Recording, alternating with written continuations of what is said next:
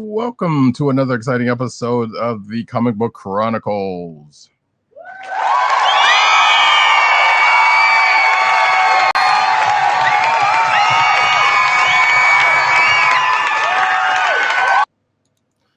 I am your host for tonight, Roddykat, and you can find me at Roddykat on Twitter. You can also find me at News Nerds Need on Twitter and the News Nerds Need Reddit, also CB Caps on Instagram. And with me tonight is our man in Brooklyn. Exactly. I was about to say. Our man behind the sounds, Agent_70. You can find him at that on Twitter and Instagram. What's up, everybody?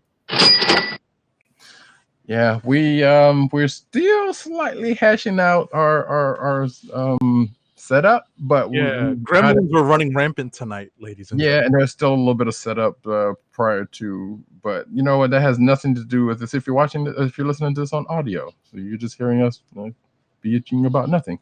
Anyway, not with us tonight for some of those same gremlins is PCN_Dirt, who you can find on PCN_Dirt on Twitter, of course, obviously. PopCultureNetwork.com and PopCultureNet on Twitter, and all of his umbrella sites. Which apparently he has a fairly new show that called I just forgot Nerd News Desk. There we go. So go check that out along with some of the other stuff, and eventually News Nerds Need, which is a separately other thing. It's going to happen some other time. Also not with us tonight for totally separate reasons is Tim DOGG98 on Twitter, and that's it. If you're geeky, if you're from where I'm from, you know that quite well. CB Cron on Twitter, TheClickNation on Twitter. That's DKLIQNATION. Also TheClickNation.com. Wow, it was an old an old Cole Slither reference almost. Anyway, and also of course, Comic Book Resources, where he's over there writing his face off. That's right, providing some of the news you can use, which you would think that'd be my tagline, but it's not. All right, folks, we are going to get into the news, but first, obviously, we got to say that we are on the CSPN network. That's the Cole Slither Podcast Network. You can find them at cspn.us. Do it today.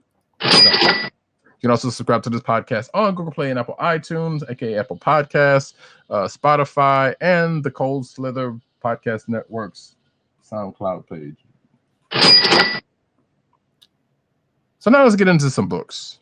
And we're going to start off with the books of the week, as we tend to do with the big book of the week a lot of times.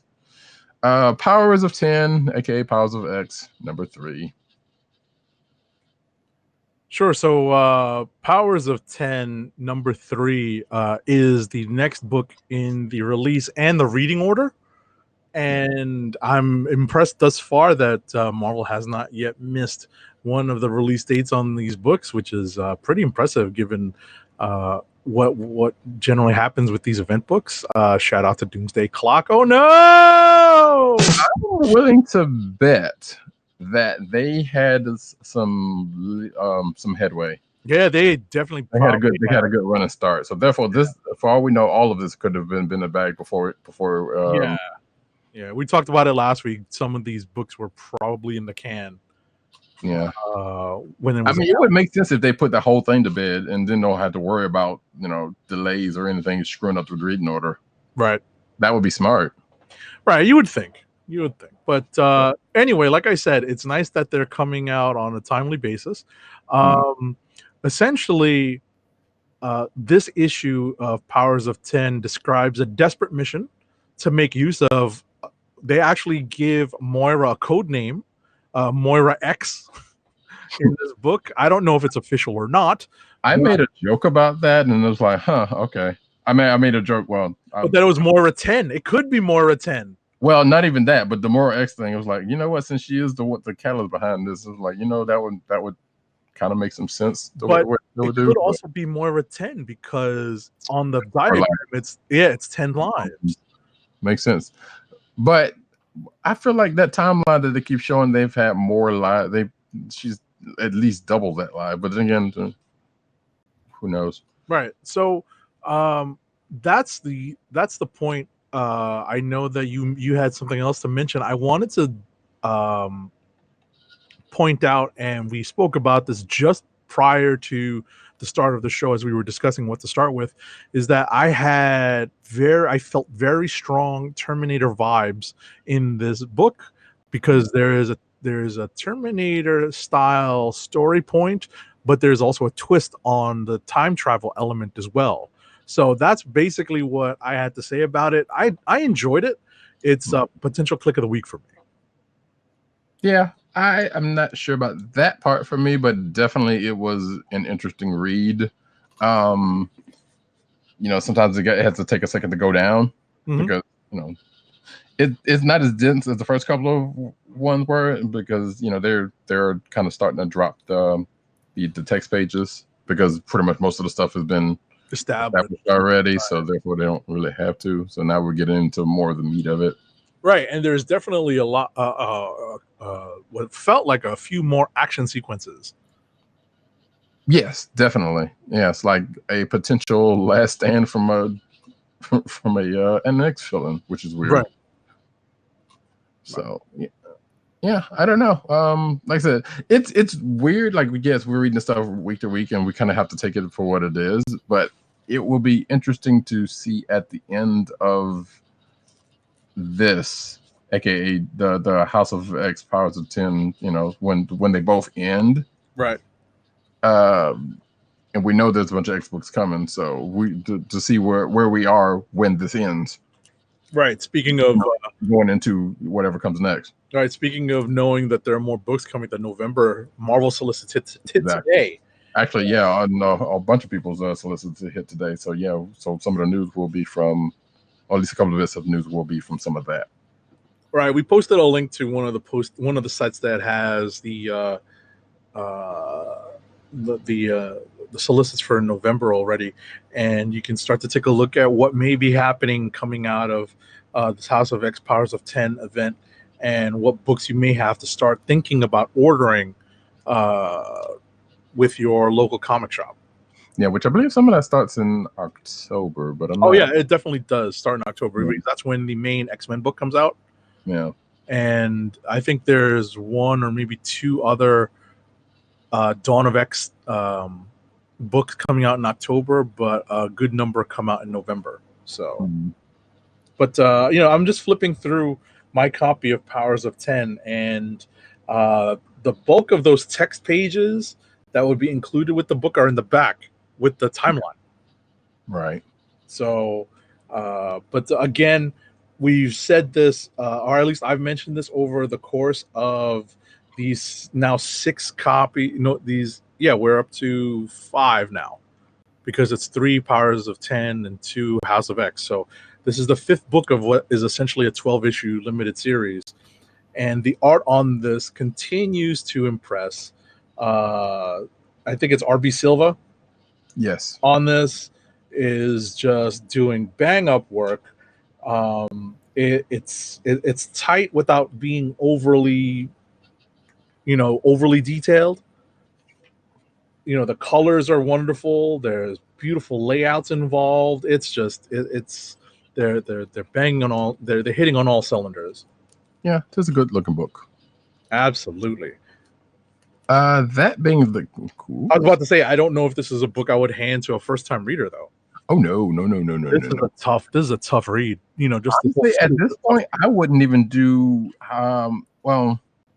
this whole series is a tough read. So yeah, exactly. Like, you don't necessarily need a history of X lore to read it, and I can't imagine how well it will service you outside of like, okay, yeah, sure, I know this. Familiarity, right? I think familiarity is where the biggest help comes from. But go on. But at the same time, it's like, well, because there is enough of a run-in to this where it's like, okay, hey, all of the pertinent things you would need, starts off in House of X.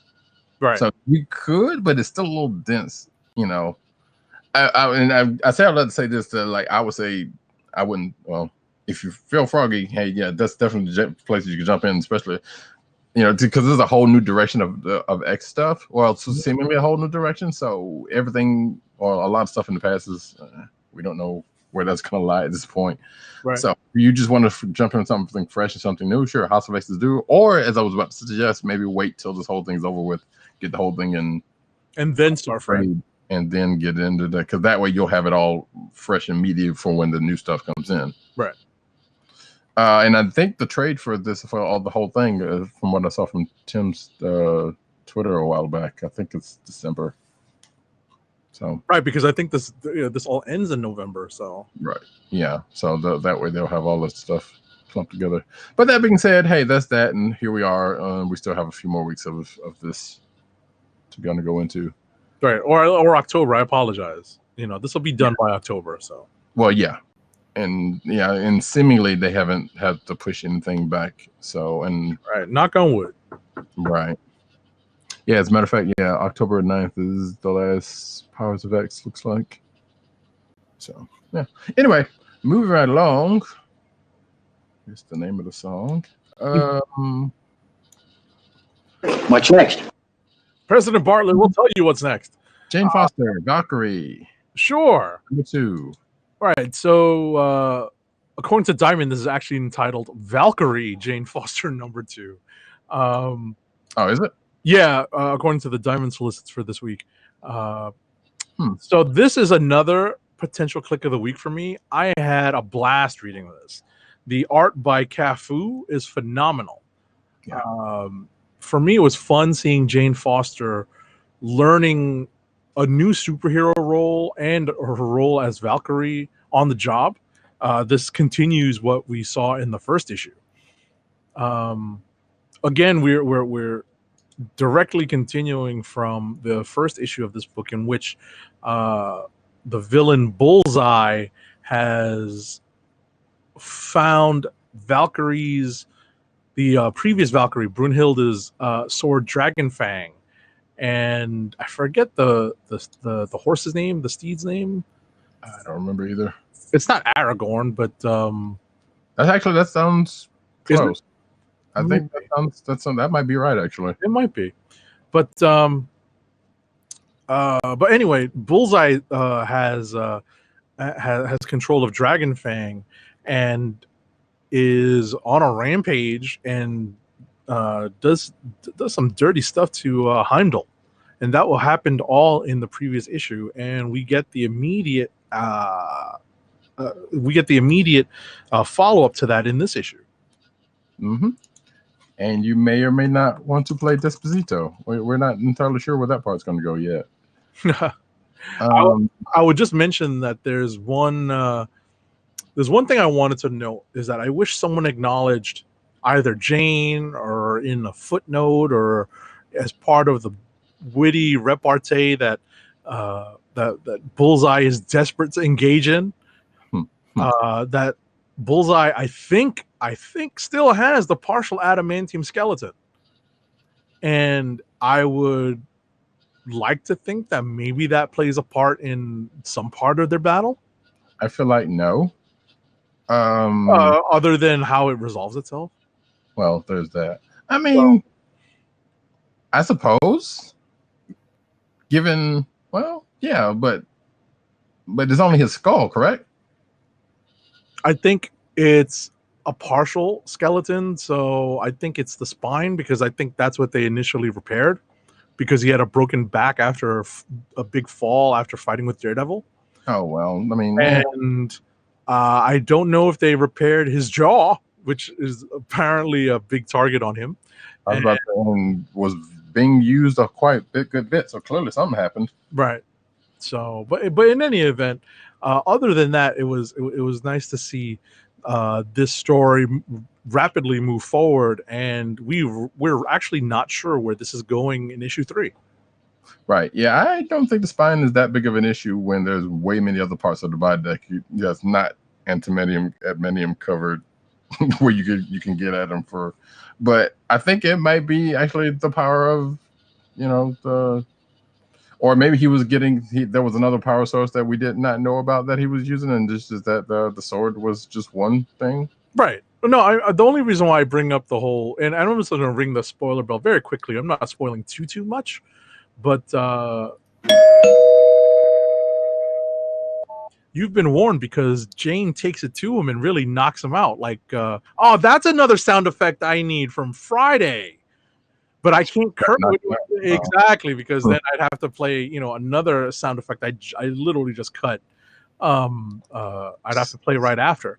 But yeah, basically Bullseye gets knocked out, and essentially that's why I was thinking about the partial adamantium skeleton. That's all. Sure. Right, yeah, and even throughout the whole of the issue, there was like, wait, he's taking a little too much for him to, be still in this fight from different people, right? Of significant power level. So, exactly. So yeah, there's clearly there was something going on, but we, it's like I said, we don't necessarily know. But maybe issue 3 is going to shed some light on that, because you can't just kind of leave that out there and just let it be that. No, I can't do that.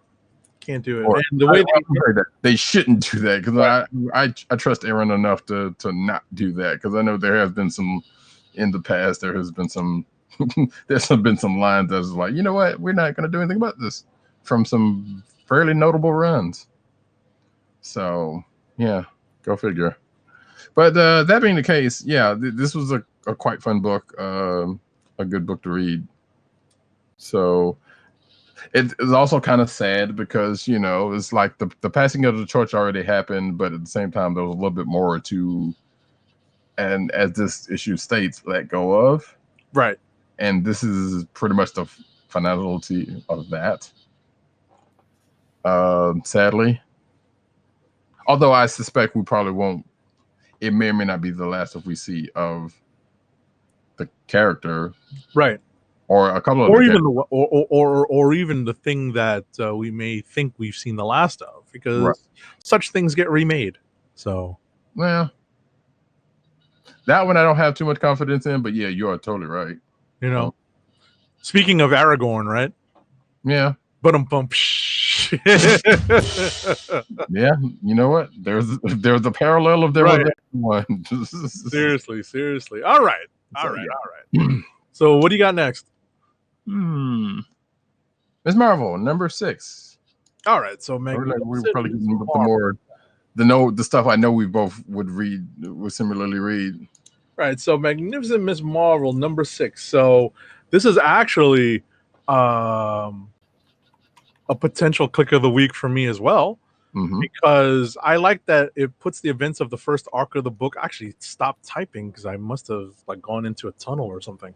What I meant to say is that it put the events of the first arc of the book behind it, and we are moving forward with a few things. One is a development in Kamala's family, which is unfortunate, and 2, with her newfound biosuit, her new super suit. Yeah, it's a different, it's sort of a suit of armor.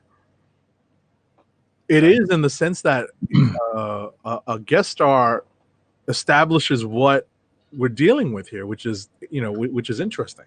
And I'm kind of glad that just hold on to that thought. I'm kind of glad that this issue brings in another guest star that we haven't seen with interacting with this character for a long time.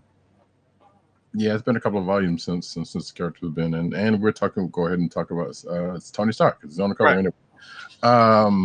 Yeah, so Kamala calls him in for one thing, and he starts to geek out about the suit. And as I was going to say, it's probably better that we got at least that part out of the way sooner rather than later, because let's face it, the similarities with Spidey's symbiote suit are already there. And this issue is not laying that many of that, my concerns about that, to waste to by the side, but at least we get to know a good bit of what we're dealing with the suit for the time being. Right. We know that we're dealing with tech rather than organic, but we still have some of the same concerns that the certain symbiote suit from Clintar would pose. Yep. So just because it's tech doesn't mean, and apparently, well, we don't know if it's sentient tech because they haven't gone that far yet. But that would be in Tony Stark Iron Man. Right.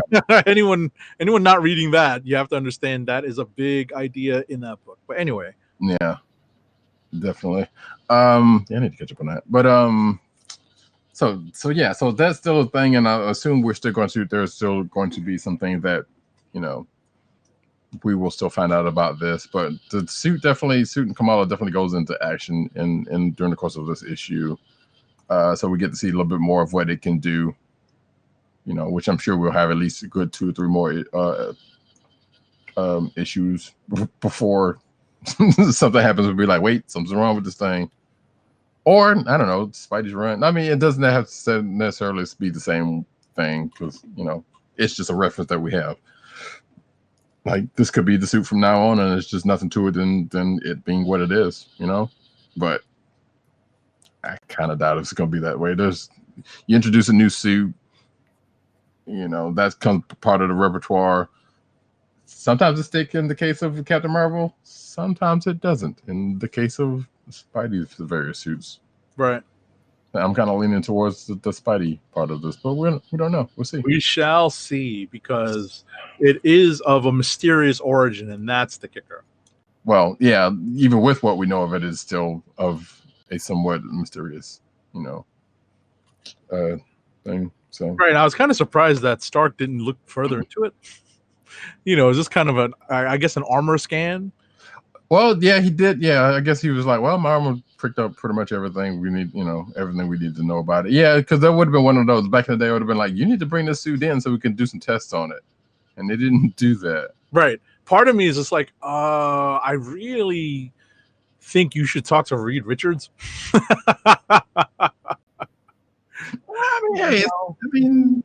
Tony's just as good, especially with the tech part about it. Right, the tech part, right. Like granted, yeah, he's kind of laissez-faire about some things, but he was curious enough about it to at least go ahead and probe without permission. We should go ahead and put that out. Not that that means that much, but I'm just saying. I hesitate. Well, listen, I don't hesitate to actually disagree with you, because I think they're literally both talking about it, and she gave him the rundown. I'm pretty sure he had her permission to do that scan. But I don't know. That may be more an implied thing that you believe that than the case. But I don't know. I'll go back and check. Either way, it doesn't really matter. I just brought that up as a thing. It was like, but the point was like, what? That's kind of what. As a matter of fact, if you go into the movies, that's kind of what Tony did with was poking at Bruce, in a similar manner. Although he wasn't like poking her or anything. He was just kind of like, scan, cool. So it is what it is. Like I said, this is a small point. I disagree, but anyway. You're free to be. Exactly.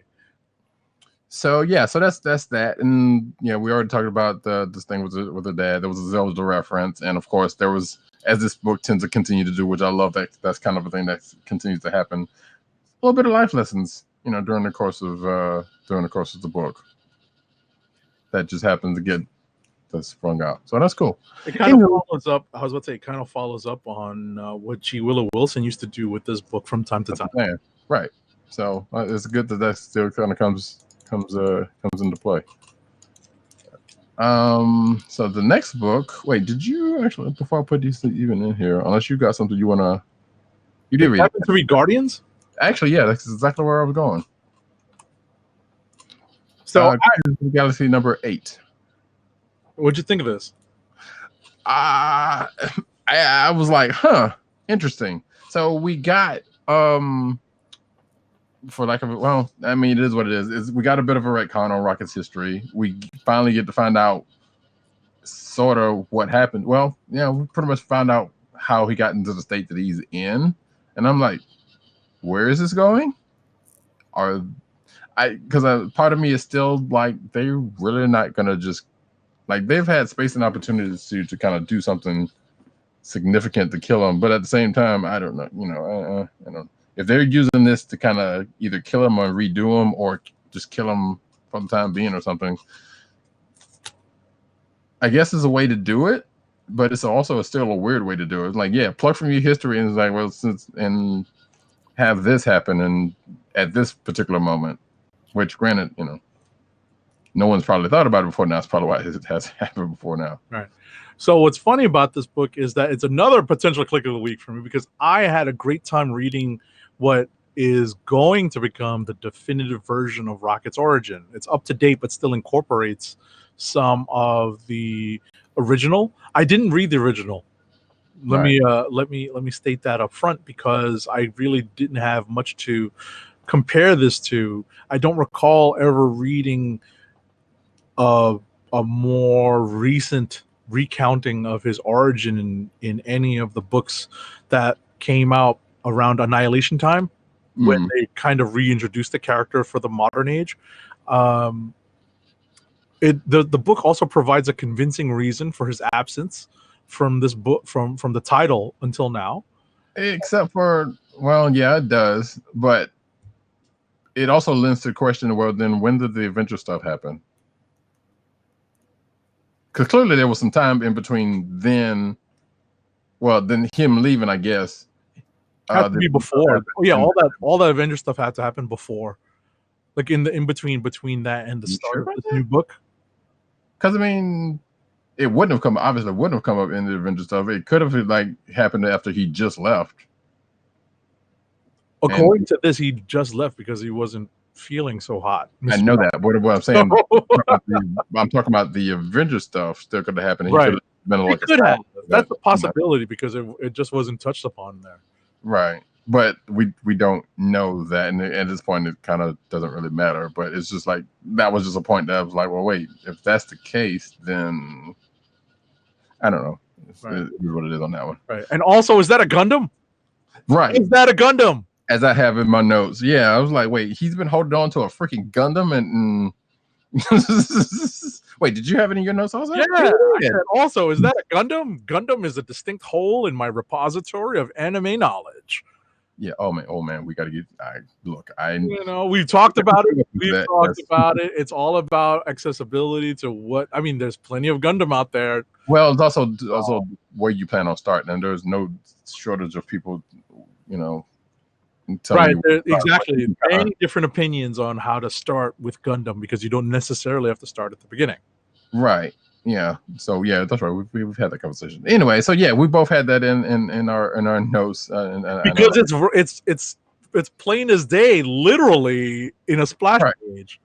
Right. Like, how long has he had this and never used it? Unless, and I'm sure there's somebody saying, oh no, he's had this for a while and he has used it, blah, blah, blah, blah, blah. I'm like, right. Okay, sure.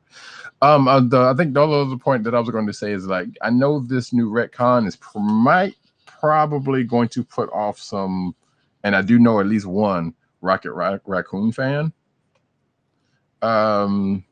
Because, they have a tendency to be, and if that person's listening, watching at some point, I'm sorry, but fandoms are fandom. This one, at least the one I know, at least has some level head about them to a point.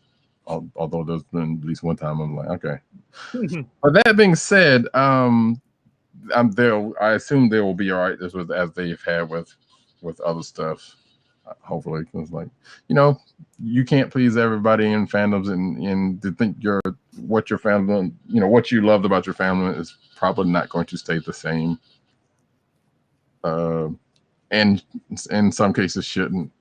Like, we've had that conversation about, people wanting the same old characters and doing the same old thing all the time. That gets old and nobody wants to deal with that. Some people don't want to deal with that, I should say. But some quote unquote fans love that stuff. But that being said, we'll see where this is actually going to go, because I don't know when or if they're actually going to do anything to Rocket. Like I said, for all we know, there could be some Yurikakura from the church. And by the way, the Universal Church of Truth is still around, and Peter and the crew who got caught by them is talking to him. Which, by the way, a nice little scene between Cosmo and Lockjaw. Lockjaw talked.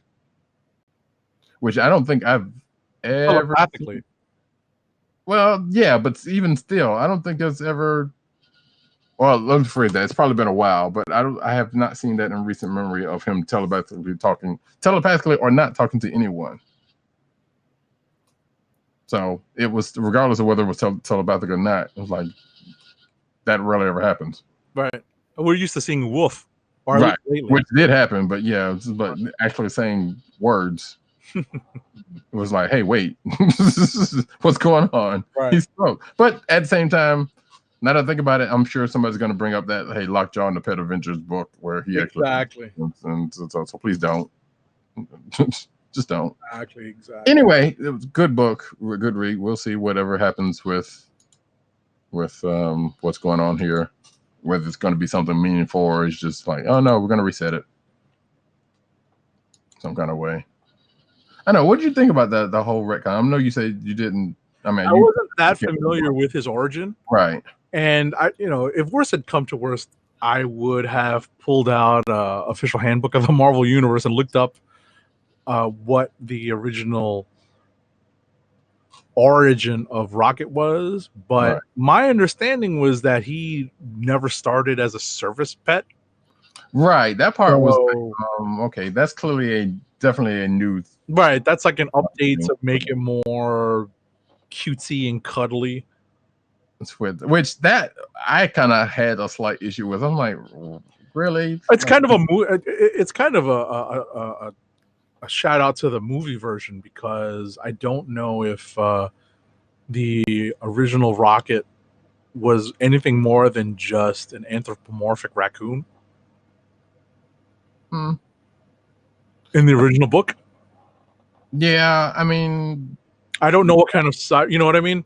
So I know, and this goes back to the Rocket Raccoon fan. I know who tried to argue with me. Well, not argue with me. I was making a joke, but brought up what the creator Bill Mantlo said about Rocket. I'm like, okay, I really didn't need that, and honestly, really didn't care. But and like, yeah, I get it. Sure, that's what it was. Yeah, so he's a raccoon, blah blah blah, and whether he was anthropomorphized or he's a cyborg or whatever the case may be, at this point, he is what he is. But that's it. But yeah, the whole service pet thing was like, which also would bring about a bias of service pets as a whole for me in general. But I won't bring that up here because it's not. That's another story in itself. Yeah, it's another story, and it doesn't really matter because people need what they need. Yeah. And who are we to suggest otherwise? Right. Service pets are different than those comfort ones, but that's another story for another time. There's exactly, and that's kind of where I was about to say you have to draw a distinct line between those service pets and the comfort pets. But the problem is some people people don't call comfort pets service pets.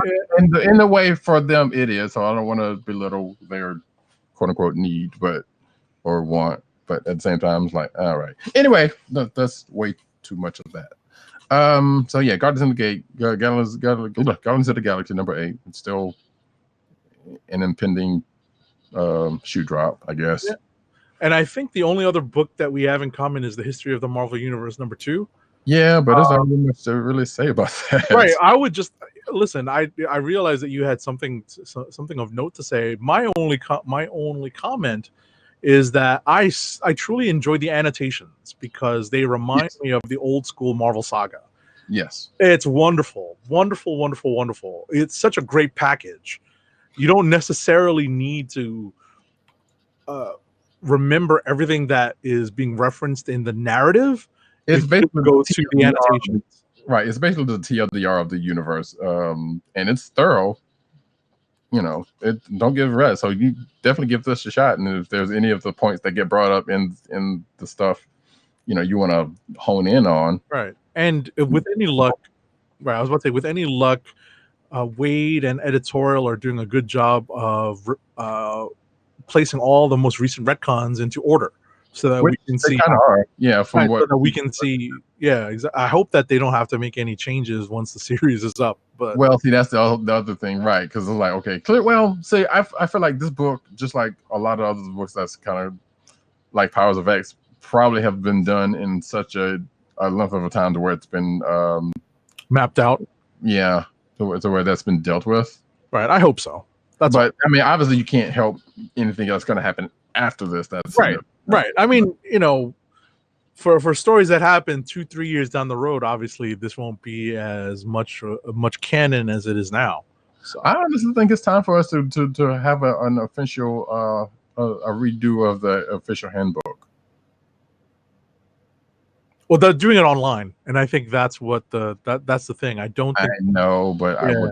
I I would would too. Believe me, I have essentials of all of the handbooks up until the most recent runs, and I have those in physical copies. So right. But see, the problem is, I would want, like, say, well, and there's a story we'll get to about on the Star Wars front later on, but I would want there to be like, okay, no, here's what we have up until here. It'll basically be like what they have on the wikis. It was like, well, you got different universes and this, that, and the other, and blah, blah, blah, blah, blah, which, you know, would make the books way bigger. But at the same time, I would be like, okay, here's the original history, and then, you know, somewhere along the line, there's this has been laid out. But again, that's a lot of stuff is better served online than right, and it's unfortunate. You know, it's just it doesn't feel the same, but yeah. unfortunately, it's probably going to be the future of the official handbook, which is just updated entries online. Yes, because apparently they retconned the war, but we'll get to that. Yes. Yeah, they renamed a war. Mm-hmm. I'm not sure if I think I put that in the lineup, but we'll get to that later. They renamed a war. They changed the country. Yeah, I don't. Again, we've talked about Marvel. The problem with that is that because of the sliding timeline. Yeah, that's why. That is the only reason why. Because that war, unfortunately, that's a big problem. So long ago. Right. Well, no, I understand why they did it. Because of that. But it doesn't make any less of a problem. Yeah, right. I mean, what I was going to add, though, is soon enough, that war is going to turn into Desert Storm. Actually, I want to say they did that at one point for something. I feel like they did that for something, but that was like a side character or something. But I think they did that. Anyway, so that's enough about that. We'll probably end up talking about this again later on. Right, because it's a continuing issue with Marvel's sliding timeline. So. Right. So basically, if you have those issues of the official handbook or Marvel Saga or anything like that, you might want to hold on to those. All right. So do you want to spin it up for rapid fire? We'll get through the rest. Do that. Spin it up.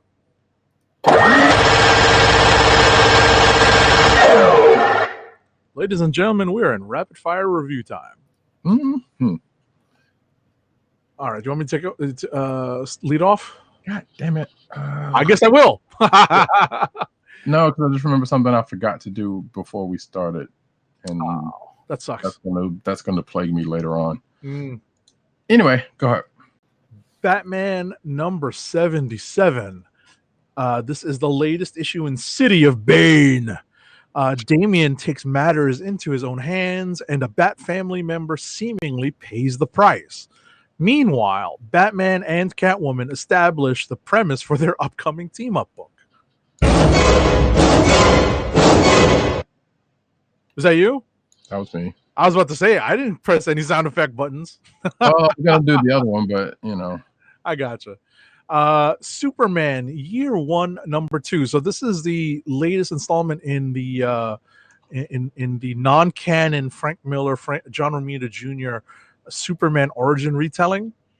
And I appreciated this because it had a story element that we really haven't seen, and I kind of wish PC_Dirt was around to talk about this, because I haven't read a Laurie Lamaris story involving Superman since I read some old Superman reprints in digest form as a kid, like old stuff, way pre-Crisis. And what I found is that they told an interesting story with an interesting way to modernize the Superman origin. And also in this book, Poseidon is a creep. Next is Daredevil number 10. Matt Murdock's journey continues. And while he saves Detective Cole North from yet another assassination attempt, we end with Matt getting one step closer to possibly getting back in the Daredevil saddle. Ghost Spider number 1. Brand new number 1 with Gwen from Earth 65 taking on her new code name of Ghost Spider. Taka Miyazawa's art is so fun to look at. Having Gwen live so out in the open in terms of having no secret identity and having everyone know that she is Ghost Spider is still really jarring for me. And it creates a real reason for the premise of this latest dimension hopping series.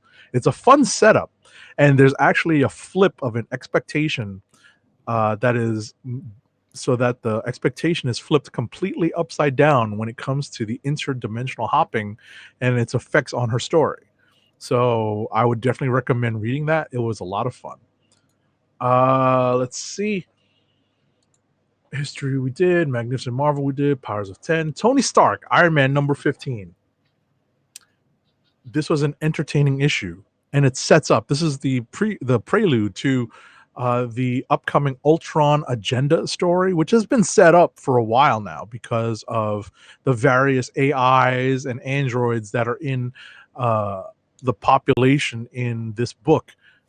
It's been an ongoing part of the story, and now we're going to see many of the story threads that Slott has woven into this book with regards to AI functionality and independence come to a head, and we'll see how that plays out in the upcoming Ultron agenda storyline. So that's it for me on my books this week. Well, all right. And I hadn't muted myself, but apparently I did not. Yeah, I may have to check out the Ghost Spider. That's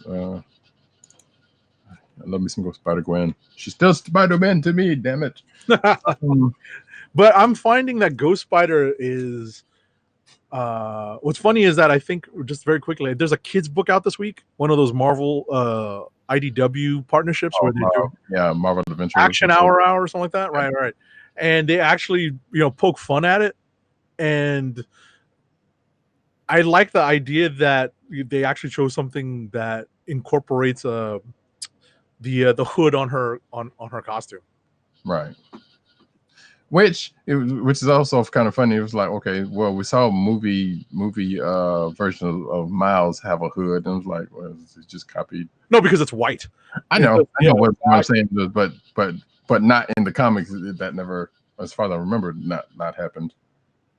So that's also kind of funny. It was like, we're hood buddies, or some kind of thing like that. They would do. I would totally write that. Anyway, Death's Head number 2. So V has come to. People who know Metal Gear will get that reference, but not really. I thought you were talking about the TV show. No, they've done that. For those of a certain vintage, yeah, that's a oldie. But yeah, so apparently there's another version of Death's Head, as we found out at the end of last issue. It is an upgrade, but apparently is an upgrade that not for the original version of Death's Head. And this new version has come alive, or it has sprung awake, and Death's Head's not really too thrilled about it. And there's a couple of fights that end up happening, and one Kate Bishop ends up coming through because her boys ask for her help. So there you go. And a version of, actually I don't know. So there's a good bit on Death's Head's history that I don't know too much about, but the name that comes, or the person that shows up in this book, or the version that shows up in this book, I remember hearing something about or seeing something about. So yeah, that person kind of comes into play where Death's Head is concerned. Okay. Who knows where this is gonna go? Let's see. Transformers. Speaking of big bots, Transformers 84 number 0. So this is basically a secret history of the Transformers, and by that I mean the animated series, or actually you can go ahead and say the Marvel version also. Exactly. To where there was another reason, without spoiling anything, there was another reason why the Autobots left the Earth, and the Ark, the Ark ends up being a thing and happens. And at the same time, in another different timeline, which I think is one that was that has come up in the animated series, or at least roundabout. Apparently, there were a couple of Autobots on Earth, but there was also some Decepticons in tow, looking for the Ark somewhere in between the time that the Ark was dormant. So it's almost a Beast Wars situation, but not really. Because in Beast Wars they weren't really looking for the Ark; they just happened to find it. But anyway, so like I said, there's a couple of different things, and like I said, there's a secret history thing, and there's a little bit of a retcon because Titans, which wasn't a thing when the series happened, they bring that up, Right. And a couple other things that get brought up that wasn't really whatever, but they still using like the same old. So it's basically the same team from it's the same set of G1 bots, from the original series. It's just a story from back then. And I don't think there's going to be. I think this might be a one shot. I'm not. I believe it is. I didn't check to see if that's the case because I can't imagine there is something they could do to it, more to it, but the gist of it is already there. We got a reason why Prime decided to hit that mission and do what he did. It's interesting. I would say, like I said, I'm not sure whether it's necessary, but it's interesting. So, because we never really we got a reason as to why they did what they did, but it was a slightly different reason than what we get here, or I should say, an addition. And actually, no, I take that back. It's actually kind of really different because if I'm not mistaken, they left because they were low on energon, and they needed to find another source. I can't. You know what? I'm not going to go back. But I'm a big Transformer fan, but somebody's going to be like, no, that's not right. But anyway, this is an additional reason as to why they left Cybertron. And even gives a reason as to why Megatron follows them. I'll say that. Definitely worth a read, I think, if you're a fan of that series. Anyway, last but not least, Teen Titans number 33. So this is still a year of the villain tie-in, but it's also been tied into what? Well, actually, it all still kind of plays in. So Lex Luthor gives a deal to Lobo, who the Teen Titans had gotten rid of last issue, but that's pretty much where that part starts and stops, and we go into seemingly the rest of the team's kind of in a place after Damian's whole shenanigans with having a prison in their base, and apparently he hasn't really learned his lesson, or has he? Because it seems like he's up to his old tricks, and he kind of is. He goes a new direction, and for anyone of the Marvel camp, I will say 2 words: Pleasant Hill. That's all I'll say. I always say Silent Hill, but anyway, that was always my confusion. But so if you remember that little mini series thing, you'll know what I'm talking about. Yep. And that, folks, is that. Clicks of the week. Clicks of the week. So we already have Dirt and Tim's, which Tim's is, and I shouldn't say this like this, but surprise, surprise, Powers of X, Powers of 10, number 3. Who he's stay tuned for to Comic Book Resources. Apparently he's writing something about it, or was it earlier? Yeah, he's got a write-up on that, so be on the lookout. For PCN_Dirt, he gave it to us before his technical difficulties decided to derail his appearance tonight. Looking for... It's in the private chat. Oh, yeah, exactly. I'm just scrolling up. Oh, here we go. His click is Jim Cornette presents Behind the Curtain Wrestling Stories. It's got a selection of crazy but true stories from pro wrestling. Right. Which, again, I say, surprise, surprise. Exactly. Because earlier before the show, I was like, yeah, if you hadn't picked one, I didn't say this, but if you hadn't picked the one, that would have been the one I picked for you.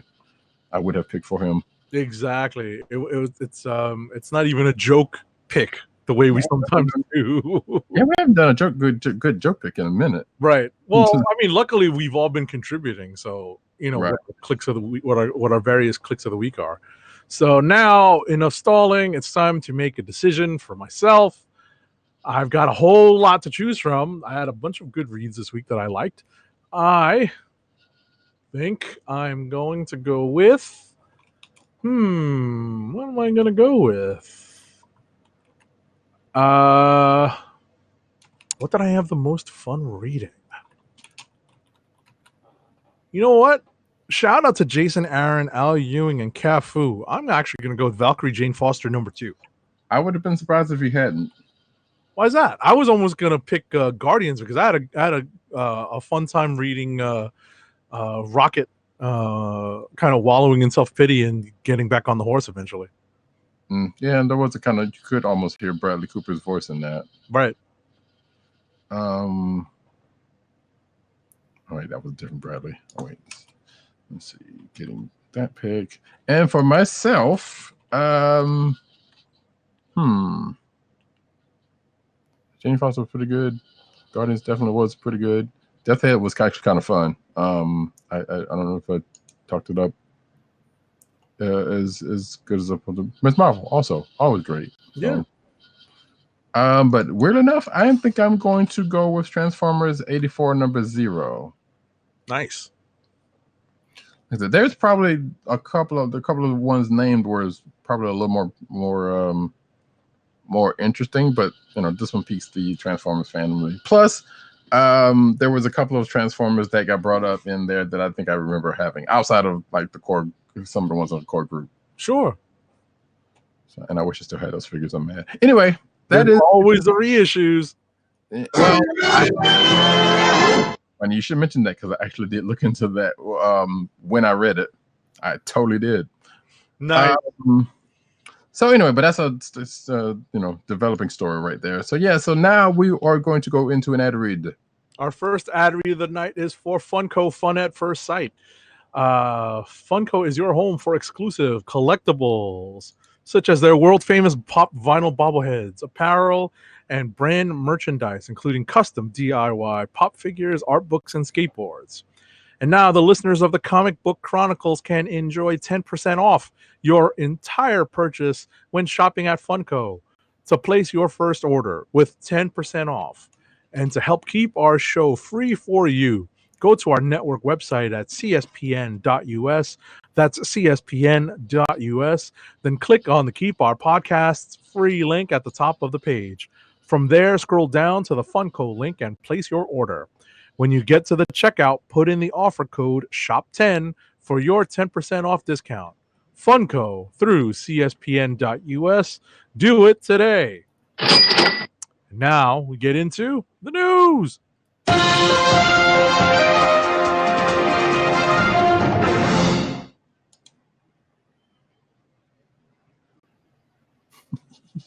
First up, as we tend to do about this time, cinematic news. Starting off, let's see what we got here. I guess some sad news. Syfy or Syfy cancels Superman prequel Krypton after 2 seasons. Okay. Oh, no. So, I mean, Roddy, I was about to say, Roddy's feeling very strongly about this particular. No. Broke out the sound effects. No, I mean, no one said anything, so it's like, oh, okay. But no, I have heard some fairly decent things about that first season. So, and I think I've only got through like a couple of episodes myself, so I don't know. So yeah, but that's the thing. As a matter of fact, I will go ahead because I know the next couple of them are related to this. All right. In that Krypton showrunner says that the show was too expensive for, they couldn't afford me, doll face. Says the show was too expensive for Syfy to continue. I believe that because, I mean, as much as how that show looked like it did seem like it had a bit of a budget. Like I can't speak to the effects. Gotcha. Because like I said, there weren't that many in the couple of episodes that I saw. But yeah, that seems like for a Syfy show, that seemed like it was cost a good bit, or at least that's what they were told. I don't know. And note that the story came out on a very nice special day. Anyway, and after that, Krypton stars react to the show's cancellation, which of course tends to happen when the show gets canceled or something. So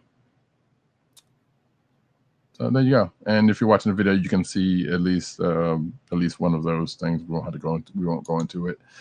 And I think last but not least on that front, Lobo, the Syfy, passes on the Krypton spinoff, which I believe he had just made it to the show, got on the show fairly recently. And I guess they were planning to do a spinoff of Lobo, which I'm like, who wants that? But so I'm sure somebody did. But yeah, apparently ain't gonna happen now. So there you go. All the Krypton news that's fit to print. I was gonna say the exact thing too. That's funny because it's like that's the first 4 stories. Right.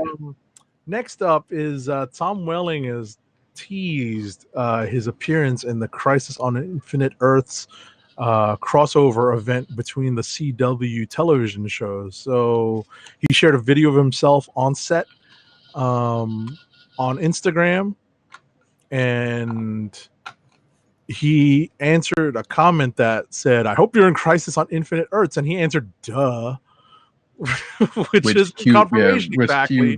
Cute. Well, it's not necessarily confirmation, but yeah, which kind of puts me in mind of the Canadian Prime Minister. Like, duh. Sure. But yeah, so we'll see if that's going to happen. I don't know. Next up, though, is Stephen Amell self-censors season 8 behind-the-scenes photograph. So, Stephen Amell, who is leaving the Arrowverse, I guess sometime, which is weird because, like, yeah, he's leaving the show, but he's going to be in the 8th season, which is when the show is going off the air anyway. Okay. Yeah, I don't know. That whole thing is kind of weird, but that is not the end of the story. But regardless, you can see here on his Instagram, says S8 rolling right along, and him with a picture of, I don't know who that is actually. I feel like I should know him. See, yeah, it doesn't matter. So yeah. So I guess that's going to be a costume that he's wearing during doing something in the season 8. So yeah, that's the thing. Next. All right. Speaking of Stephen Amell. Oh, I'm glad you have this one. He's going to headline a new Stars show. Stars as in the cable network Stars, STARZ. This show is going to be a wrestling drama called Heels. So he's booked the follow-up series lead. And it's now filming. Actually, no, that's Arrow. That is. It's the Heels drama is set to be an hour-long, set in the outrageous world of independent professional wrestling, and it's looking for an 8-episode series pickup at Stars.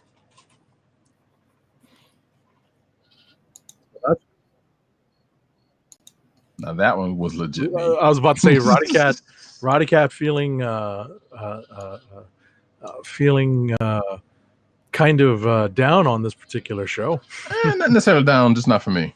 That's all. I mean, I'm not a big wrestling fan, and I know he is, so that's good that he's going on to do something that something else that he likes to do. So good on for him. Right, he's definitely made appearances in WWE that I recognize via various stories. Never actually watched it live, but definitely saw that he had been a member, or at least a part of some WWE shows recently. And it also sets him up. It just takes off for him to get actual wrestlers on the show. Right.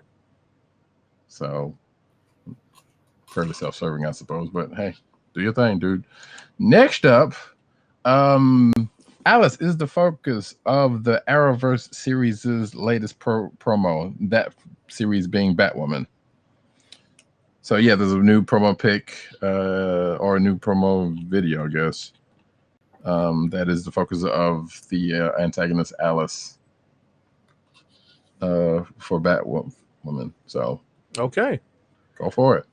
Speaking of Batwoman, Sam Littlefield has been cast as Mouse in CW's Batwoman, according to Wait for it. Exactly. Described as a dynamic figure working for the Alice in Wonderland gang, Mouse is reportedly a recurring role in the series. So we know what sound effect this deserves. Who? Exactly. And if you're watching the video, there is a little picture of the character he plays, which, okay, sure. Next up, Young Justice Outsiders, which I have just caught up on, just destroyed Black Lightning. And this was the shoe that I was waiting to drop that I mentioned last week. Got it. So, yeah. Episode, what was it? 22, actually, because it was the next to last one. Yeah, a lot of things happened. Betrayals left and right. Black Lightning, aka Jefferson Pierce, got crushed. There was a good bit of yelling, and I pointed out Kari Payton yelling to himself or yelling at himself, which was funny. Oh yeah, that's right. He was yelling at himself.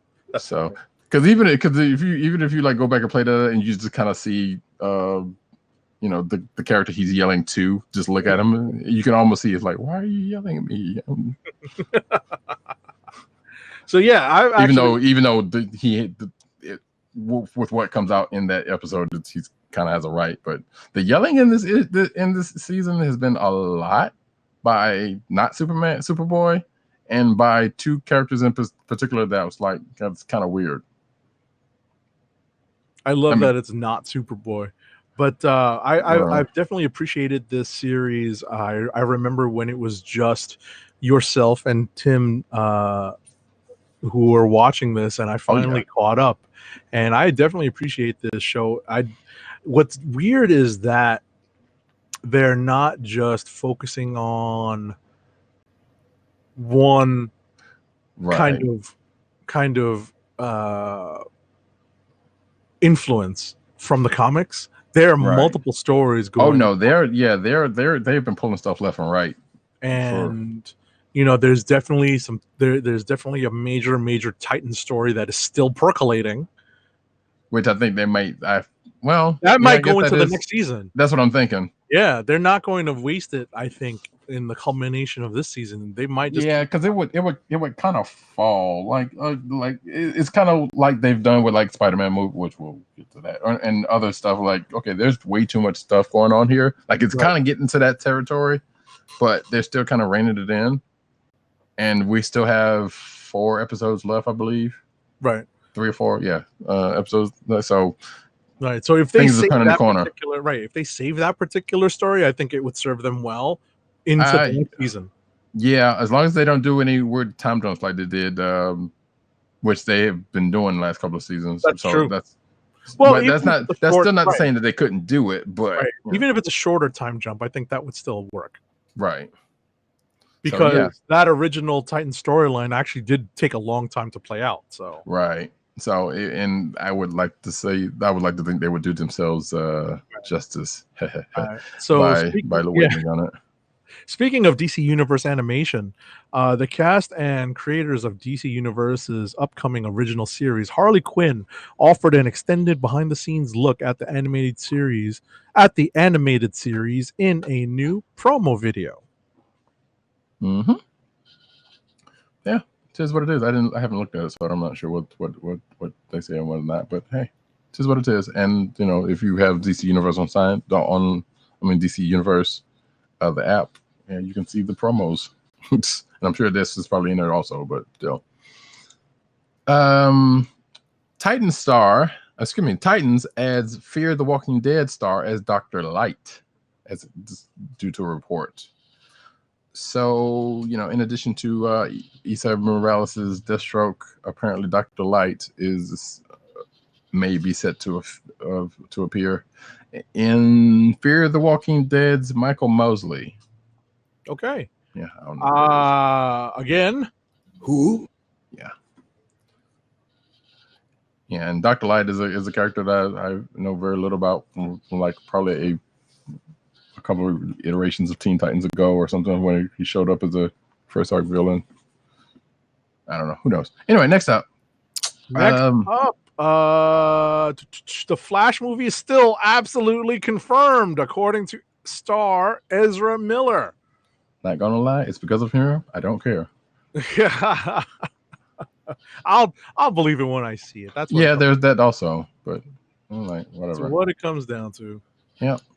Next up, kind of skipping back a little bit. Birds of Prey show. Well, not really, but Birds of Prey show pitched to CW, which means that if it happens, it'll be the second CW Birds of Prey show that happens.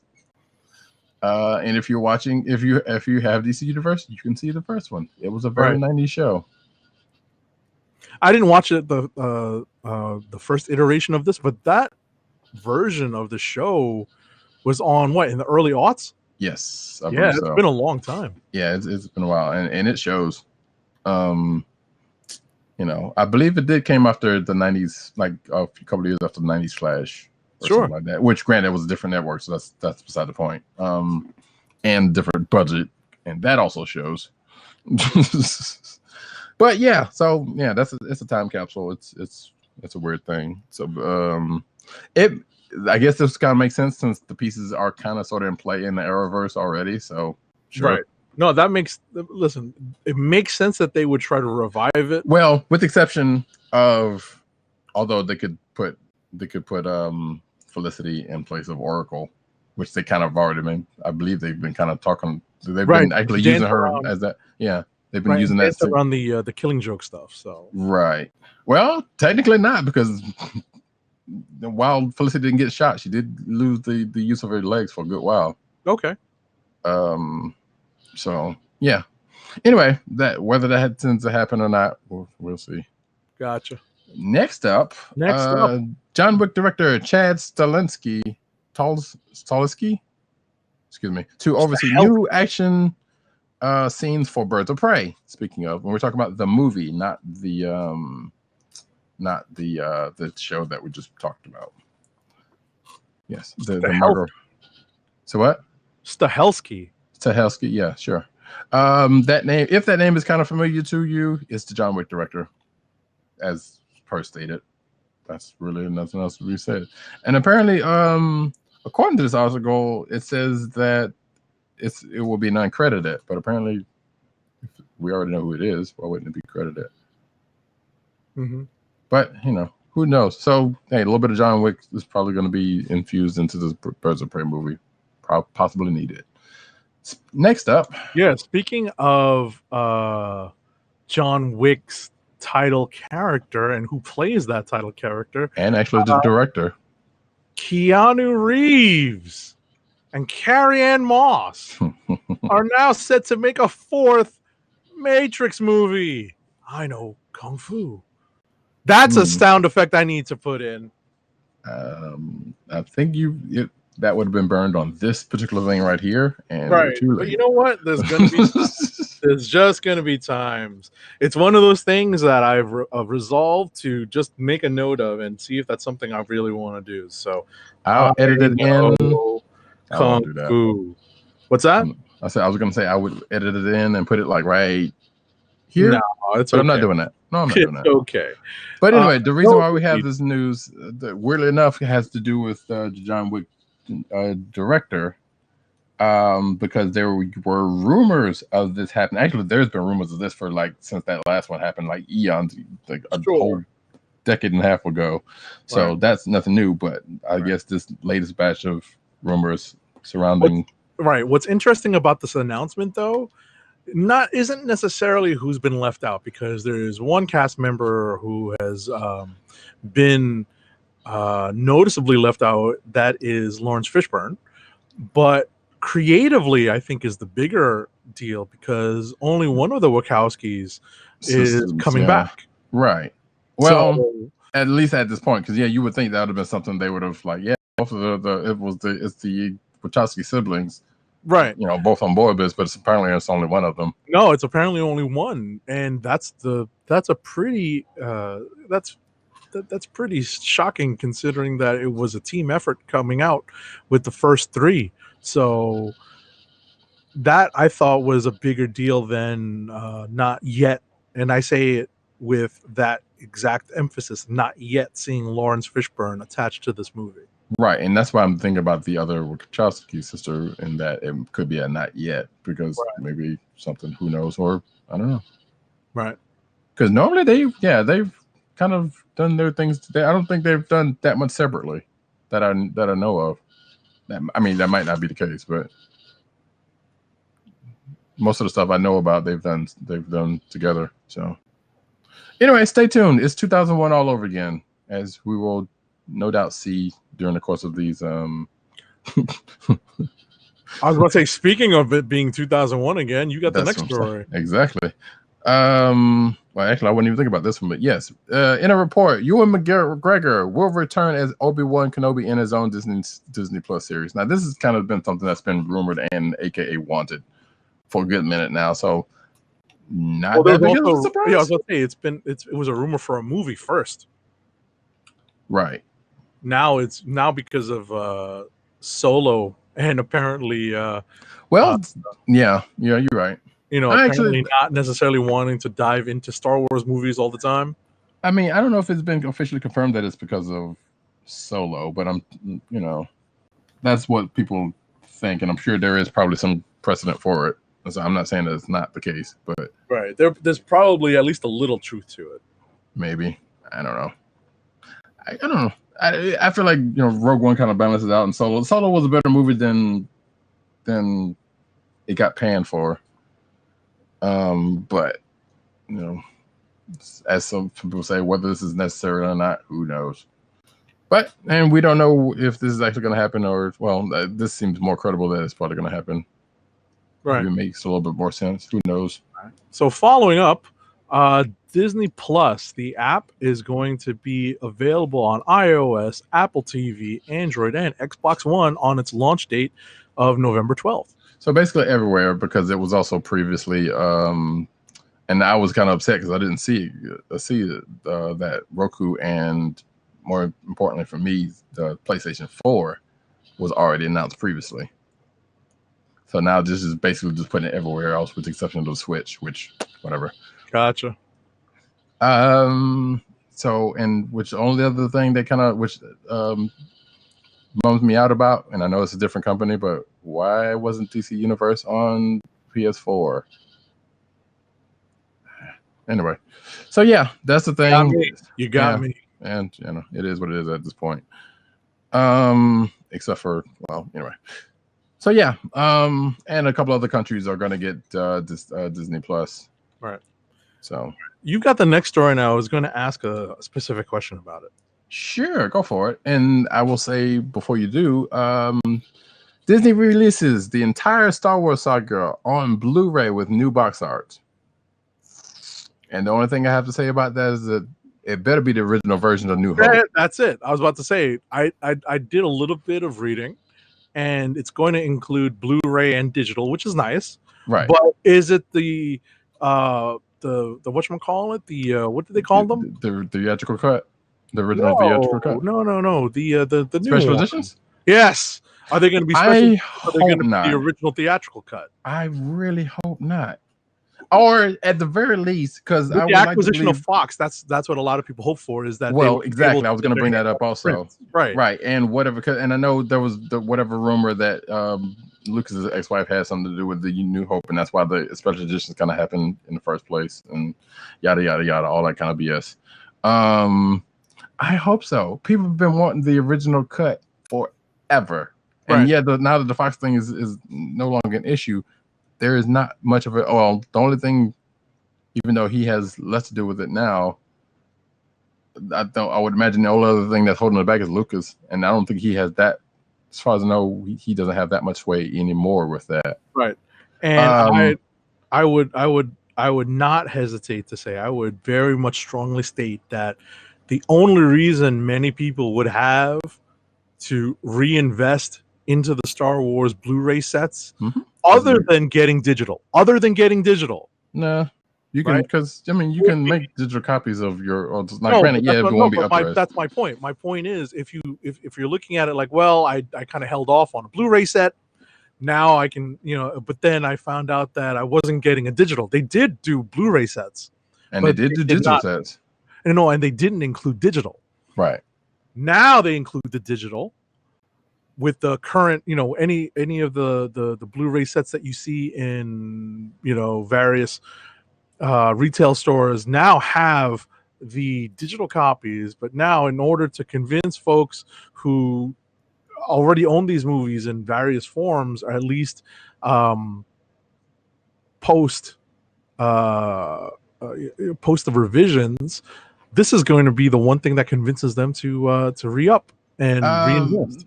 I think is to get the theatrical versions. Yes, that's my point. Definitely. That's absolutely the case. Because and there would be no reason to, especially with the digital releases of what's already out there. Like, if you're going to do that, and I know, obviously the reason why people don't care for those that much because of what they are. Right. And we're going to get a lot cut, of this like you stuff said, on Disney Plus. Right.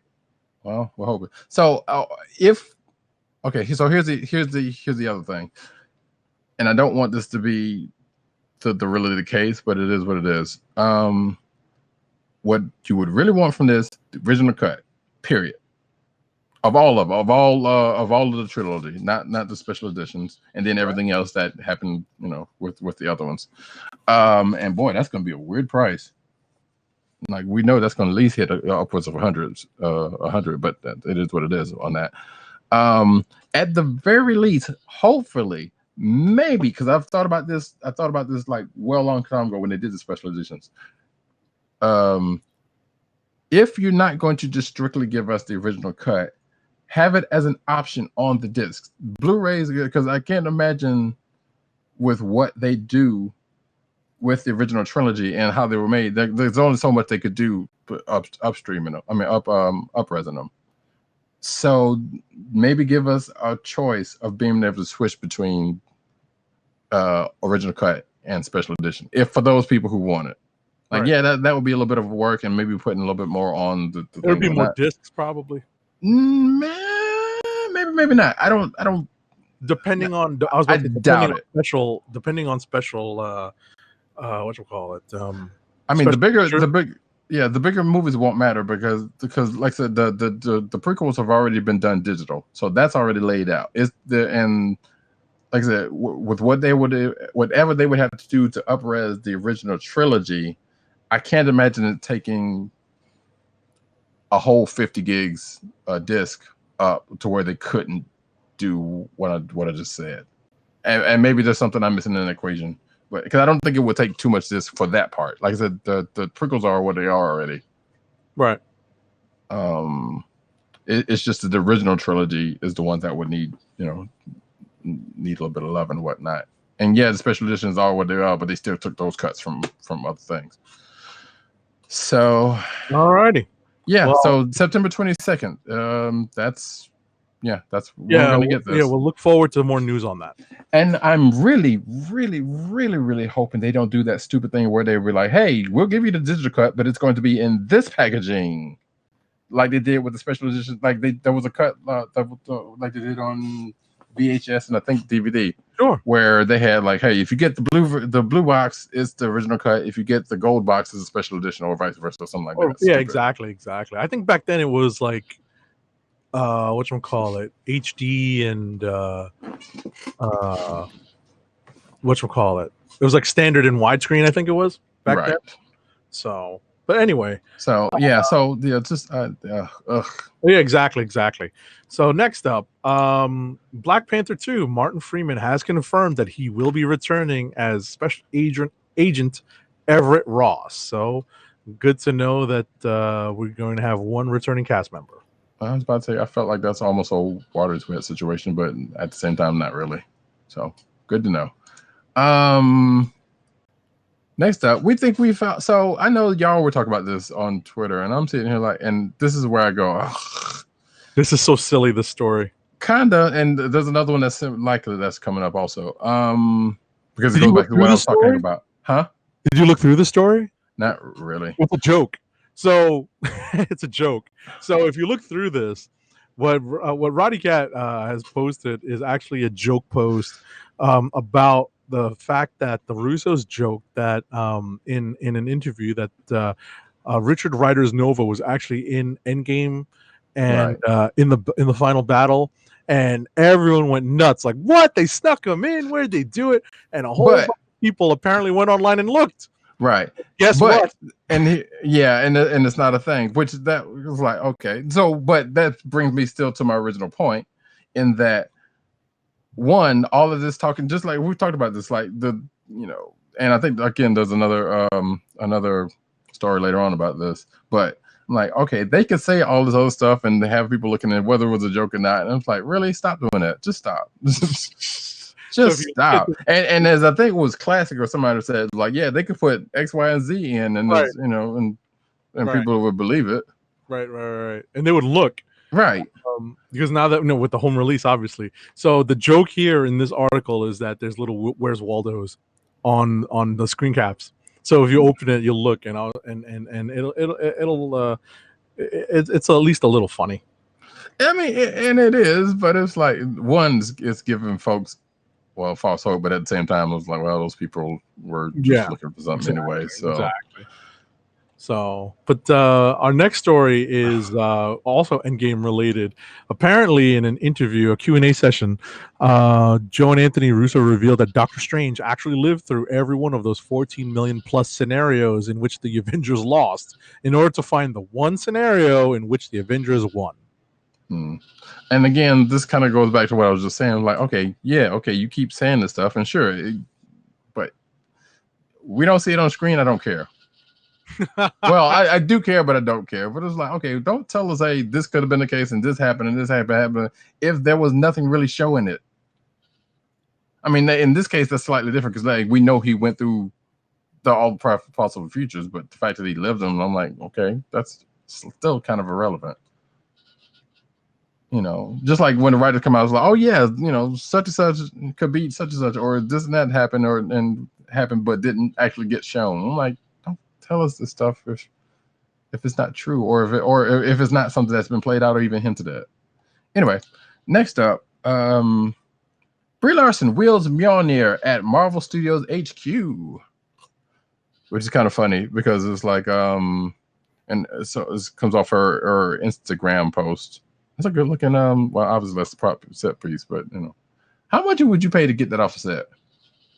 You personally, because I know you got a pretty. Yeah, exactly. I have the Marvel Legends version, and it's pretty good. Yeah, but that's an actual prop. I know exactly. That's the kicker.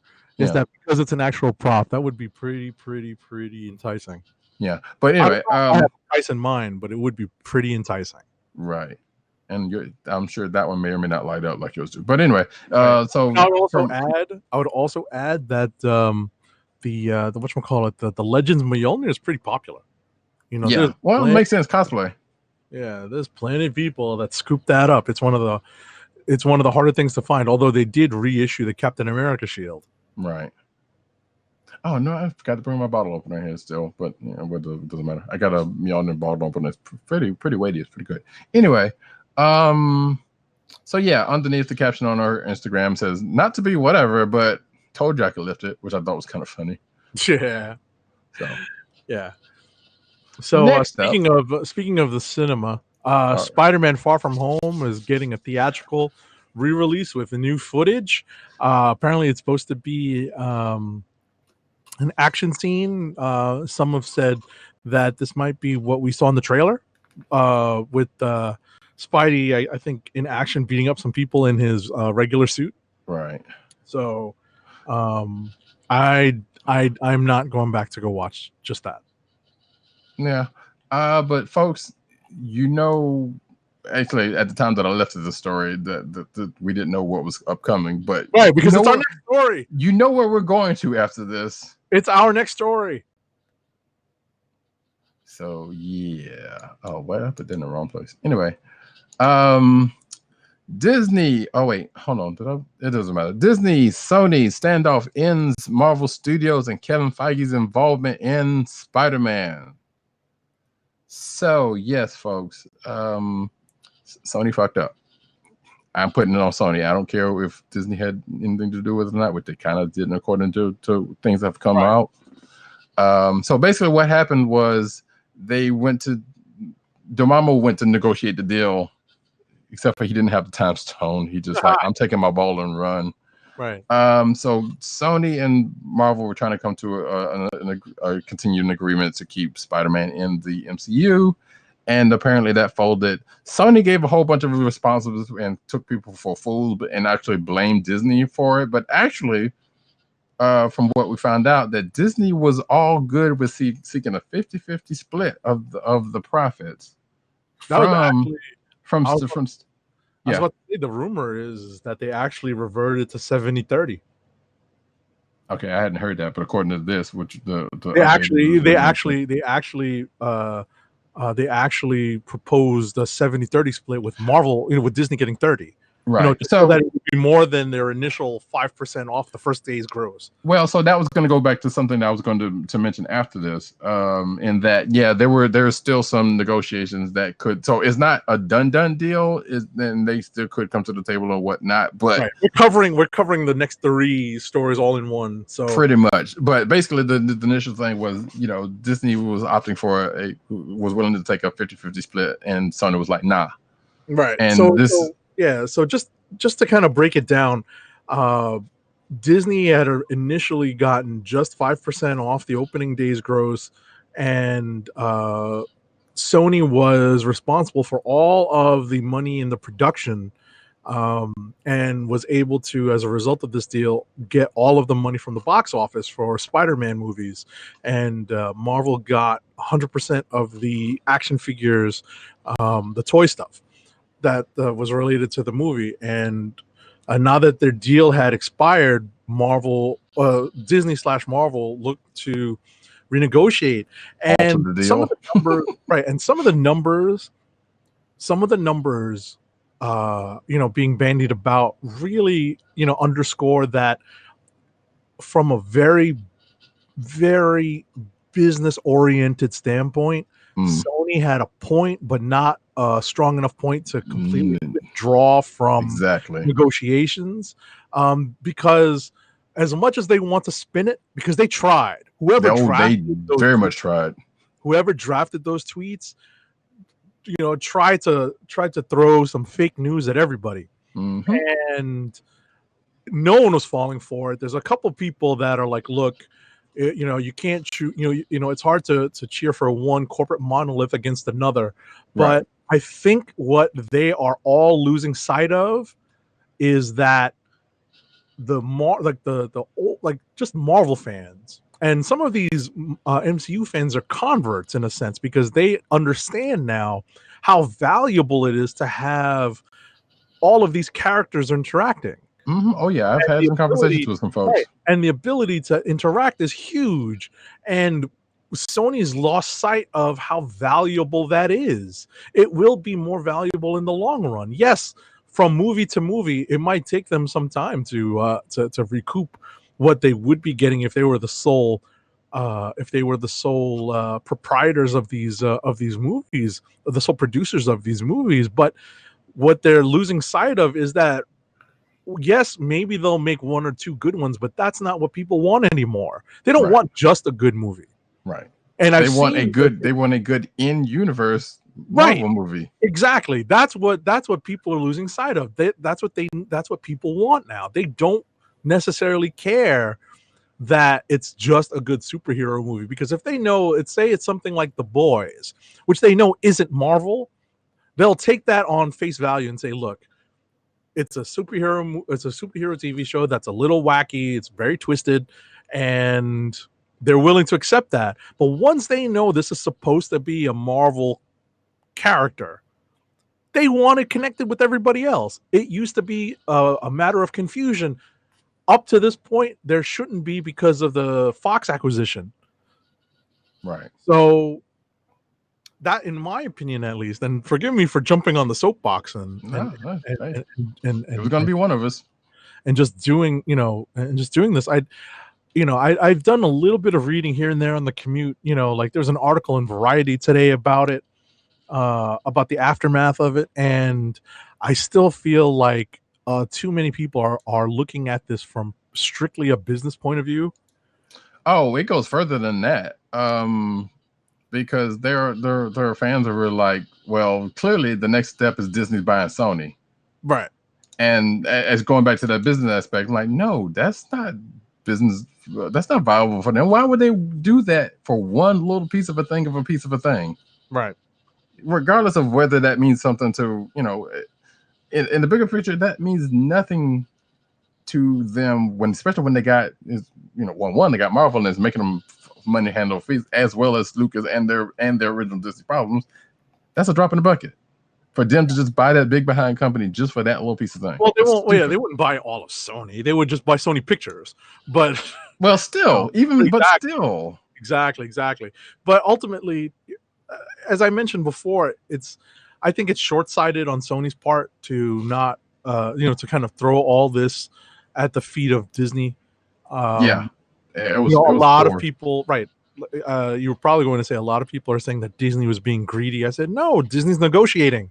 Right. Disney's negotiating. Well, and that's the first thing because they see, well, it's a big monolithic company, so of course Disney's doing wrong. And sure, they're at some point somewhere they probably are doing somewhere. In this, no, they're just like no, they're doing their thing. First of all, Disney is the holder of the company that owns the property that Sony's licensed from. Sony does not own Spider-Man. They licensed it from Marvel and used that license for years and still have been able to. Now, my take was real quick was that this is some part of my brain was thinking about this. Like Sony used these last couple of pictures to be like, well, clearly we don't have to play ball with them anymore because we got enough.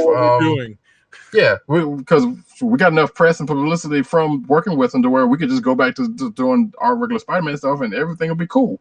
Right. They feel like, and I read this, alleged reports that said some people inside Sony were like, well, we made Venom pretty much on our own with minimal involvement with Marvel, and we won an Oscar for Best Animated for Into the Spider-Verse. But guess what? None of that means anything when it comes to live action Spidey.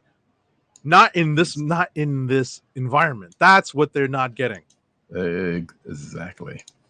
This environment is not the same as it was even 3 years ago. Post Endgame, forget it. Yeah, totally. Forget it. Everyone knows who Spider-Man is. They know how he's connected. And even if they're not 100% correct on how he's connected, they expect him to be. Right. And that's I think the short-sightedness of Sony's take on this. So yeah, Sony got greedy. That's all there is to it. All right. And if you look at it, they really don't have much in their theater stable, so they're holding on as best they can to their one moneymaker. And worth to point out, yeah, and it's not just the license doesn't just cover the movies. Like obviously Sony has the PlayStation and they have the Spider-Man movie, so they also in the video game license it kind of comes onto that also. Now, luckily they had a really good Spider-Man game that did some good numbers, and but right, and they also whole business on just those couple of things. Right, and they also while it's probably acknowledged and understood by everyone who's listening and watching our show, the Spider-Man license doesn't just include Spider-Man; it's also a vast majority of the related characters, and that's the goal that Sony has, which is if they can't, if what they can do is at the very least create several movies out of this one group of intellectual property, then they'll have a steady stream of movie income. Again, which is why you saw so many Spider-Man movies and reboots of the Spider-Man or redos of Spider-Man movies for so many years. Again, in my opinion at least, and I think Roddykat would concur, it's short-sighted. It's so short-sighted, especially in the wake of Endgame, and especially in the wake of the more so. It's not just brand awareness; it's actual knowledge. It's actual something that I've mentioned before in that Marvel Cinematic Universe fans are basically a form of comic book fans. They understand how things are interconnected, and they're not going to be able to pull something like this. Sony won't be able to pull a separate movie with Spider-Man. They were able to do it with Venom simply because they basically ignored Spidey. And realistically, it's almost like to some folks a Who situation. Exactly. Like, okay, because people that know Venom know who he's tied to and where he's tied to, and didn't make any sense. Right. But anyway, and now you know. Oh yeah. And knowing is half the battle. And yes, to answer your question, that was one of the ones. That was this. I gotcha.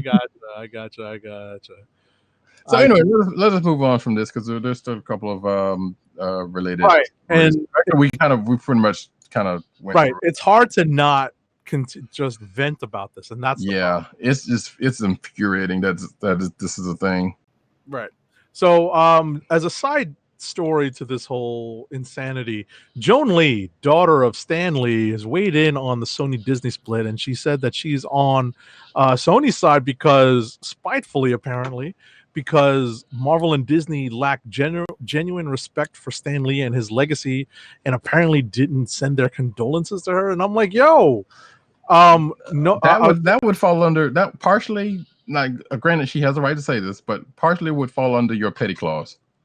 Right. And the kicker is that my understanding is that she was the one who was having cases brought against her for elder abuse and whatnot.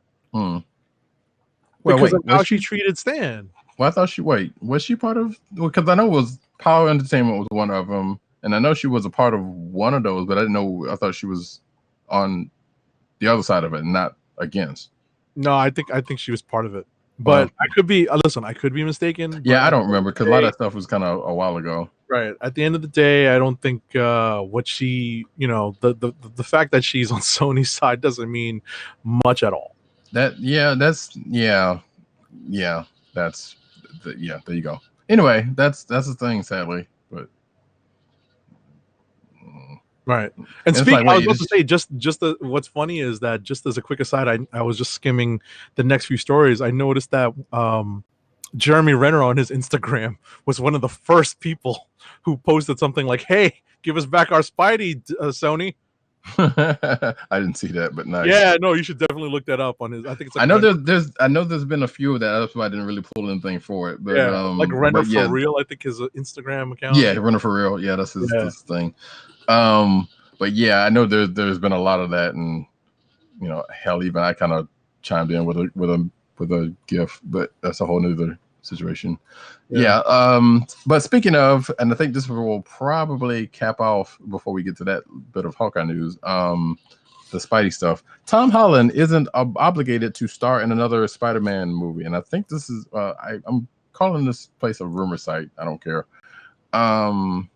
But apparently most people are saying that he is. So, well, right. But apparently, according to this article from this site, and I don't know what his contract is, but apparently he says is like, his in a nutshell, he has the right not to. Well, he's done the stuff that he's had to do, the 2 movies, and then he has the right to whether he wants to do the other one or not, or something like that.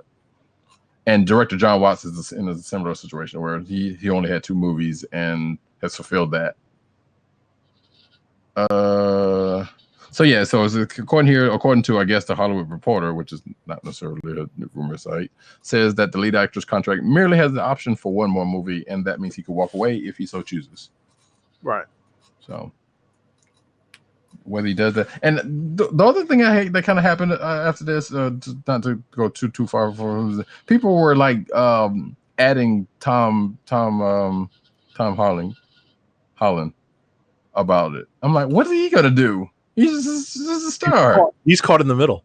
I mean, yeah, exactly. Well, and that's where my gift was kind of centered around. But yeah, I'm like, because I saw a couple of them like, I'm like, yeah, you see this? I'm like, yeah, he probably did see this. Like, what is he supposed to do about it? Like, what do you expect him to do about it by adding him? It's stupid. Stop adding people that didn't actually be added. I'm pretty sure he's well aware of what's going on. And also there was another article from apparently his dad saying he's probably still going to be Spider-Man or something. I'm like, I didn't pull that because I'm like, we don't. It is what it is. So ongoing thing. Stay tuned. Yep. Anyway, right. So speaking of Marvel Cinematic stuff, the Hawkeye series that was announced at San Diego is narrowing down choices on writer or head writer for the TV show. And on Twitter, writer producer Amy Berg revealed she lost out on a chance to work on the series, but noted that it came down to her and one other candidate, an unnamed friend who ultimately landed the job. So apparently they got it. We just don't know who it is. Right. Which I'm sure we'll find out sometime soon if it matters. Next up. Okay, so now we're well away from that stuff, and a little palate cleanse, if you will. Disney's composer-focused podcast debuts this week. For those that are interested, it's called Four Scores, F-O-R Scores, not F-O-R-E. Will explore the emotional journeys of these musical storytellers, quote unquote. So basically, it's about the music of Disney stuff, Disney movies specifically. Cool. Which will include Avenger stuff, Marvel, Pixar, Lucasfilm, 20th Century Fox now, I guess. The series, hosted by journalist John Burlingame, will be available via various podcast platforms and smart speakers, as well as YouTube. So go check that out if you are a fan of, music scores, specifically the Disney stuff. They have like 4 or 5 already in the can, and 4 more episodes. And another 4 will arrive in the fall, with more to come next year. Right. Which, I don't know, I feel like that becomes less of a podcast than whatever. Next up, speaking of the of information coming out of Endgame that may or may not have been on screen. Who did this come from? The Russos. Whatchamacallit? Oh no, wait. No, it's the screenwriters, Marcus and McFeely, stated that Steve Rogers was actually Peggy Carter's mysterious unseen husband from Captain America: The Winter Soldier. And again, this goes back to what I was saying earlier. Don't tell us this stuff, and if you didn't put anything that actually it's like okay, and like okay, which. Granted, slightly brain bender if you think about it, but at the same time, it's like, all right, sure, but yeah, we got nothing that said one way or the other on this. So why outside of the end of Endgame, but yep, that still doesn't really mean all that much. Great, but all right, if that was actually the case, and no time shenanigans happened anyway. Mortal Kombat movie finds its Jax, Melina, Liu Kang, and Thunder God Raiden. So yes, there's going to be finish him.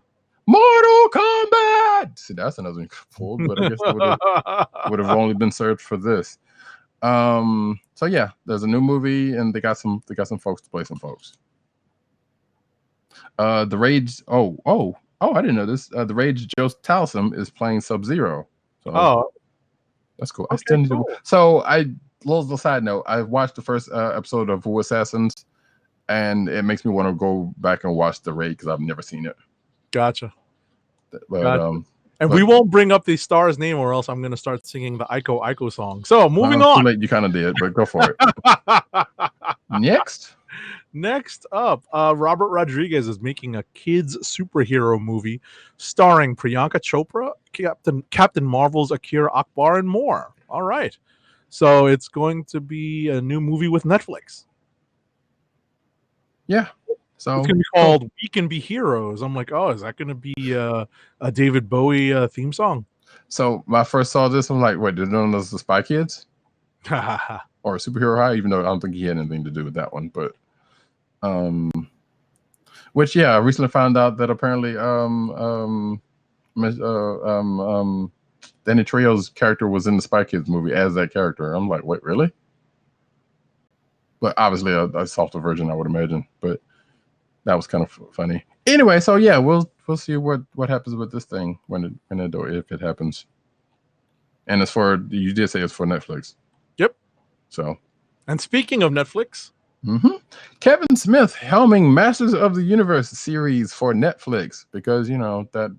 I like how there was another article saying that little known He-Man and the Masters of the Universe is now is going to be coming to Netflix or something along those lines, and that was kind of funny.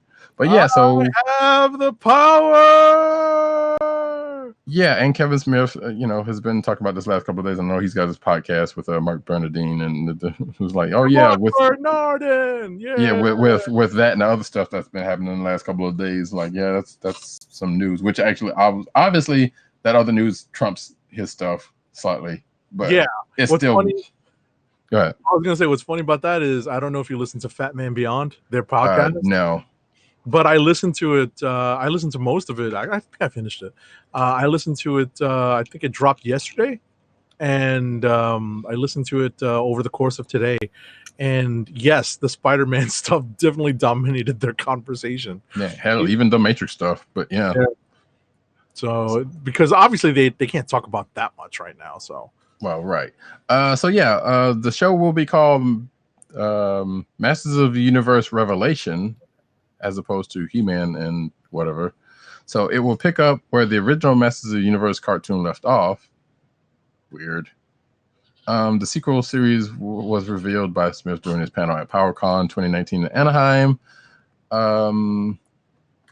And according to somebody, Smith is going to be the showrunner, which would make sense if that's the case. And Powerhouse Animation, the studio behind Netflix's Castlevania series, is doing the animation. So that all look good. Cool. Yeah. No word on when. It's going to take some time to animate. Well, I mean, if they already gotten that point, they've already started. So it could be sometime late next year or 2021. But yeah. But normally, if you start talking about it, it's like, yeah, clearly you've started doing something. Well, that's not always the case, but most of the time.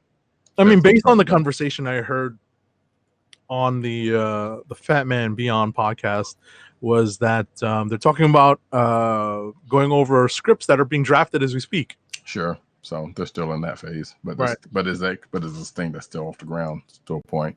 Mm-hmm. And that, folks, is the end of the cinematic news. Yeah, we transition into the comic book news. Yep. Indeed, and we start off with King Thor #1 first look pits Thor against Loki in their final battle. So yeah, the King Thor series that's coming up, that's going to be Aaron's last arc, is surprise, King Thor and Loki. Mm-hmm. Although we don't know if it's it's a 4 issue, so never mind. Right, because the whole thing.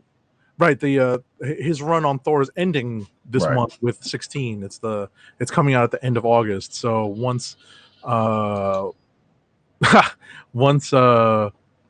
King Thor starts, that'll be his last story on Thor. Right. And lo, those fans shall weep. Yeah, it's going to be a tough act to follow. You assuming somebody's going to follow that up? Maybe not right away, or ever. I'm slightly joking about that, but I'm kind of also taking this as a similar situation as the Doctor Strange thing we talked about last week. Right. Kinda.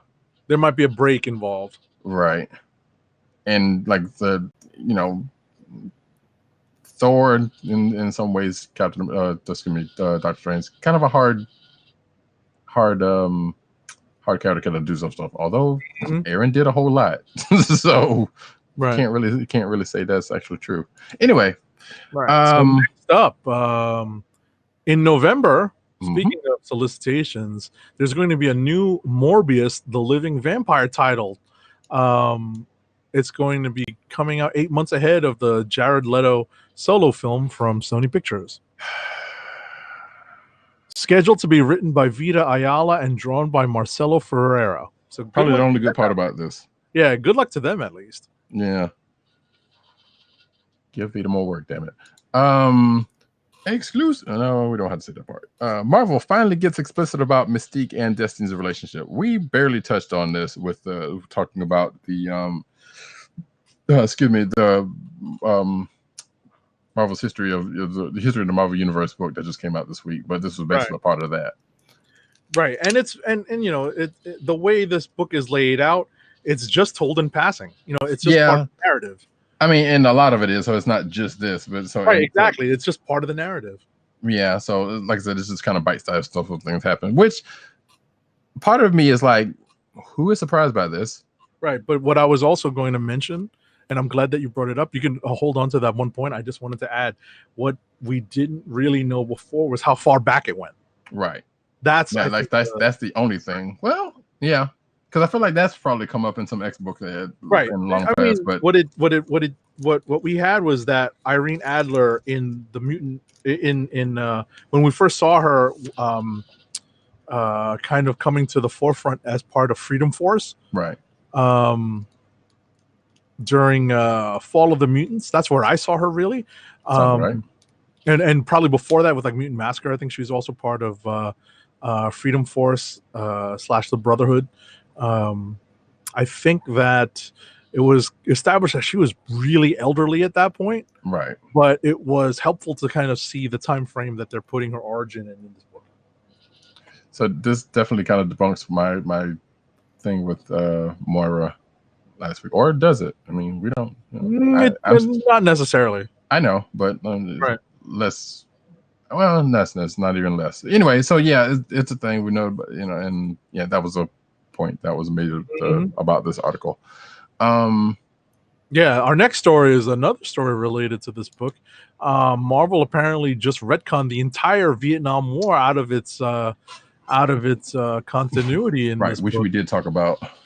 What's that? Or which we did mention it at the very least. least. We talked about Alluded it. To. Basically, changed the name of the war, and this is a direct result of the sliding timeline, because that is growing further and further into the distance, and these characters really aren't getting much older. Yeah, I know it look like it, but yeah, or at least the way some people's treatment of them definitely looked like it, but that's a whole nother story. Next up, Tony Stark reveals. I'll ring the spoiler bell here. Sure.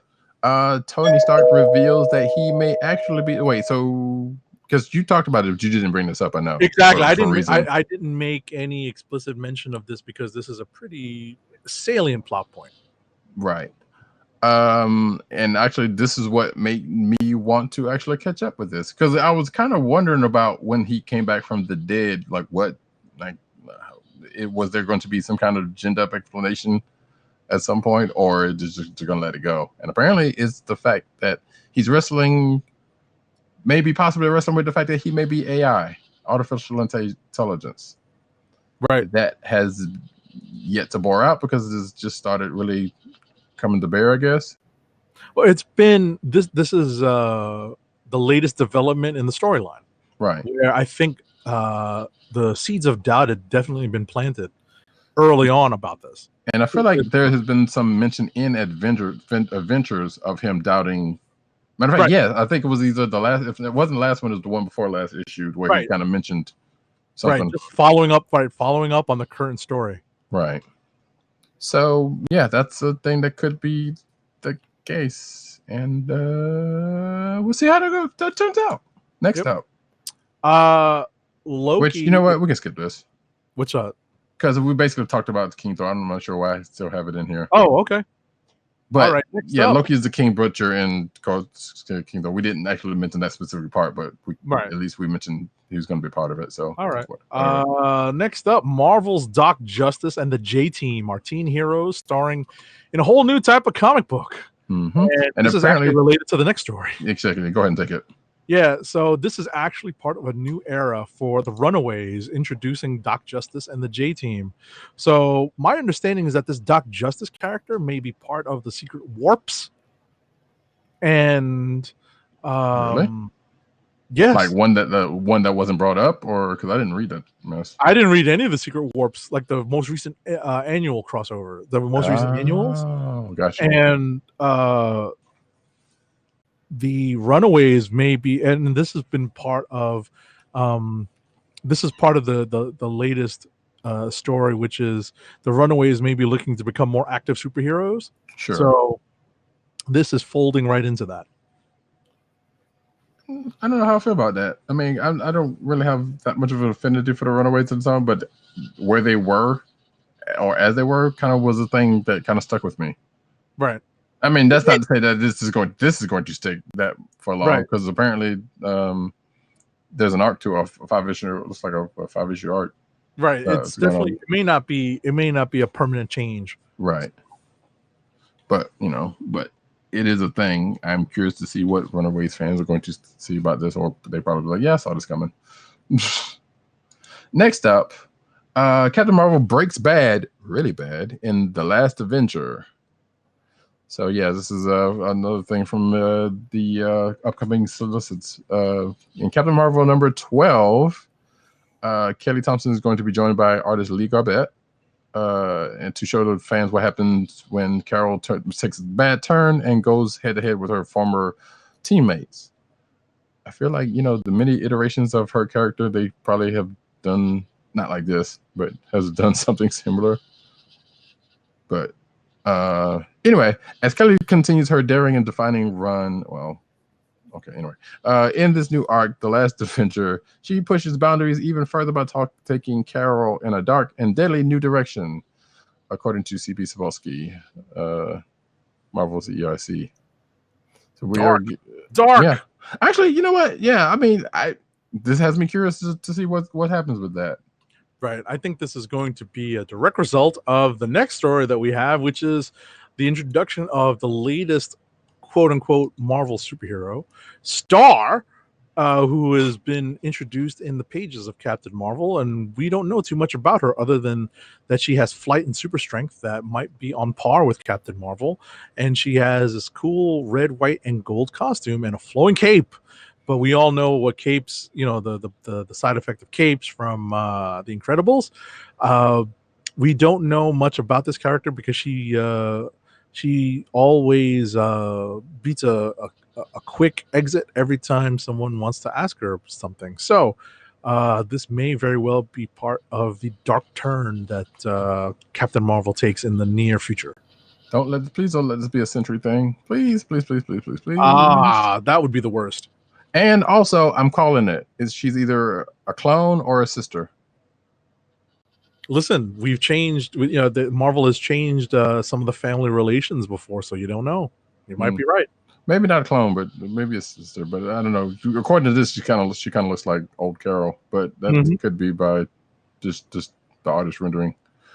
So yeah, we'll see. Next up, would the Fantastic Four be good neighbors? Jerry Duggan finds out in For Yancey Streets, which is an upcoming one-shot, the beginning of a series of one-shot. Sounds like that. I don't know if Jerry Duggan's doing all of them, but he and Greg Smallwood and Luciano Vecchio are showing where the rubber meets the road, hitting on everything from rising rent prices to neighborhood kids spray painting community systems with the grim name on it. So yeah, this is going to be a little Fantastic Four side story. Now, I first saw that the picture at the top, and I swear with that I thought it was Impossible Man coming back. So I was like, oh no. I mean, it'd be a pull, but it would not one you didn't, wasn't surprised to see coming. So even in the smaller shot, it was like, yeah, the light pole being green. I was like, that's Impossible Man. So is this whole thing going to be centered around Impossible Man just wrecking everybody on Yancey Street? Probably not, but I like to think so. Anyway, next.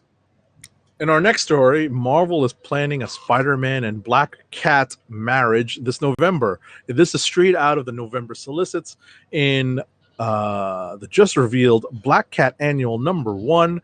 The cover is a shot of Spider-Man and Black Cat in tux and wedding gown, respectively.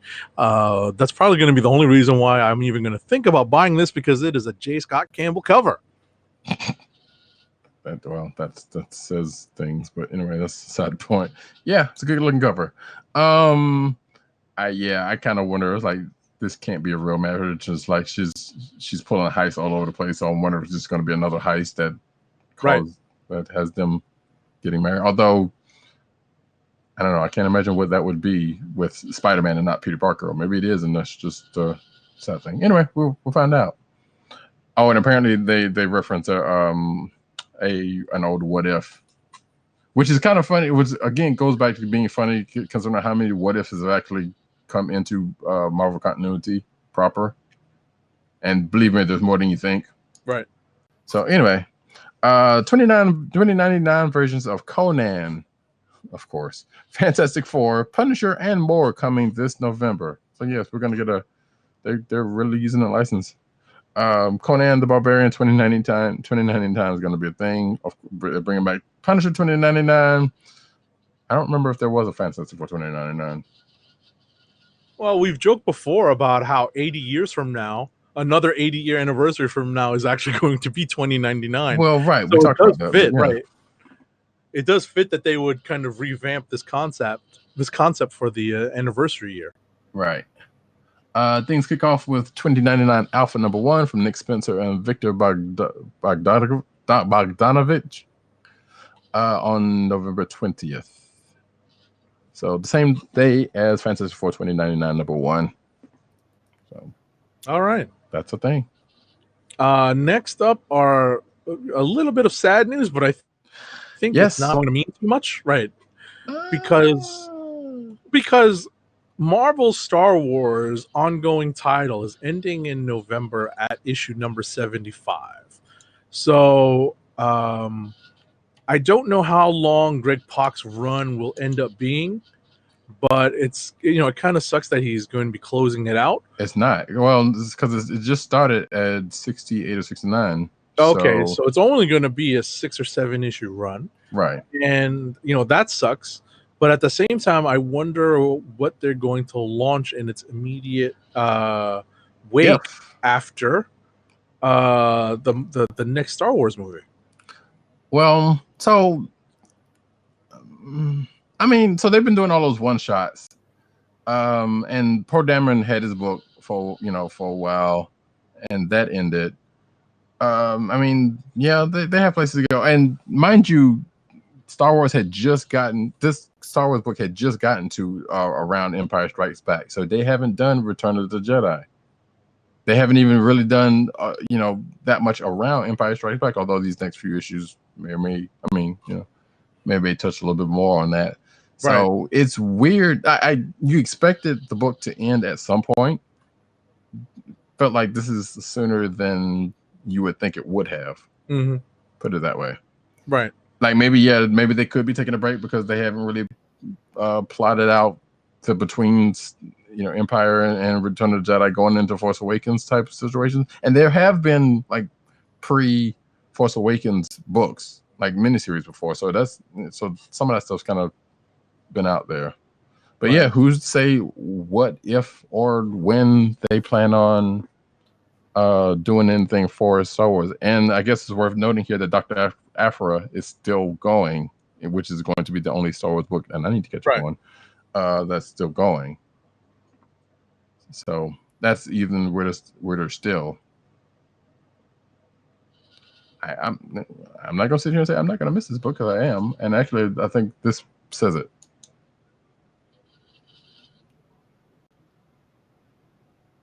I haven't read the book in like 20 some odd issues, so it's still been pretty good, I think.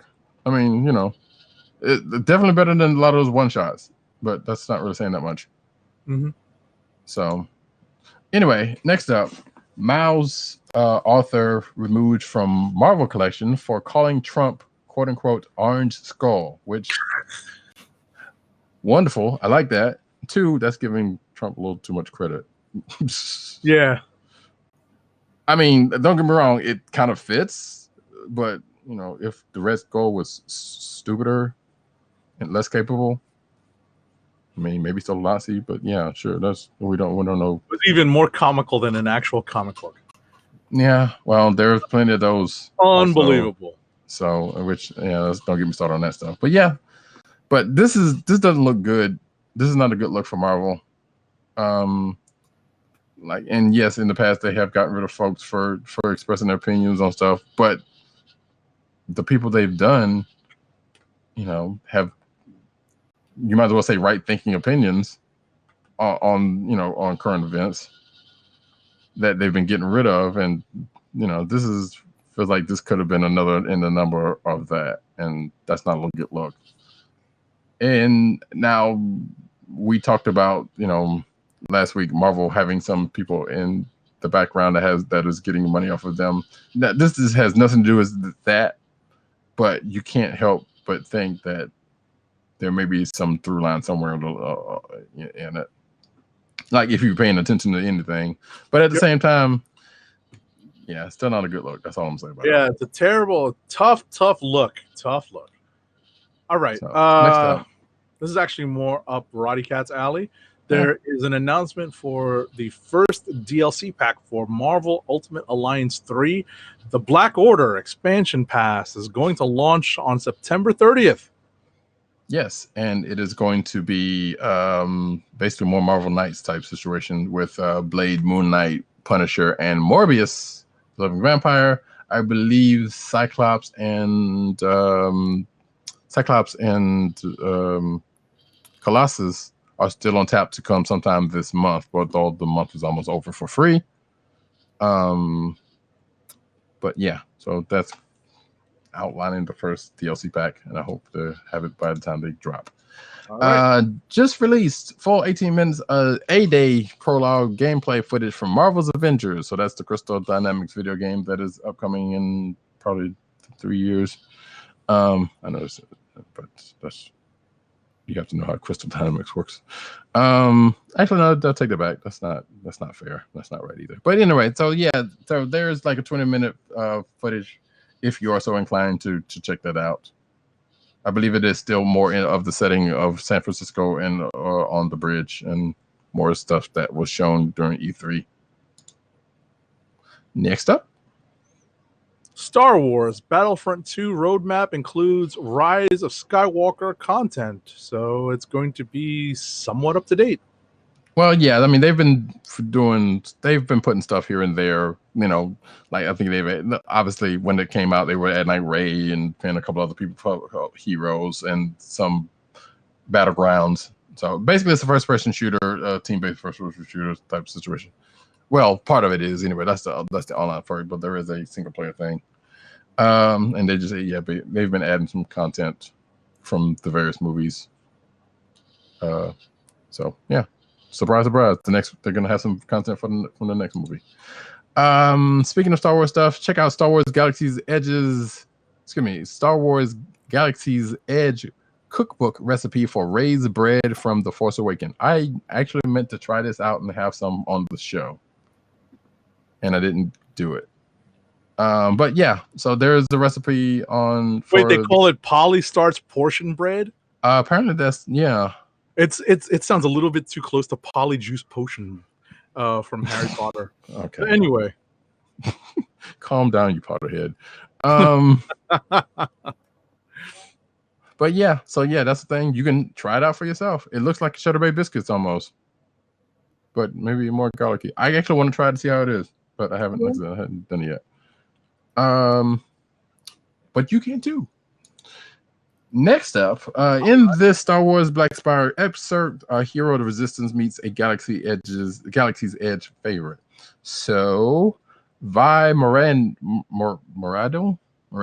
I don't know. Basically, a character from Galaxy's Edge, a place I've never been to and probably won't get to anytime soon, is in a book and meets a bunch of people.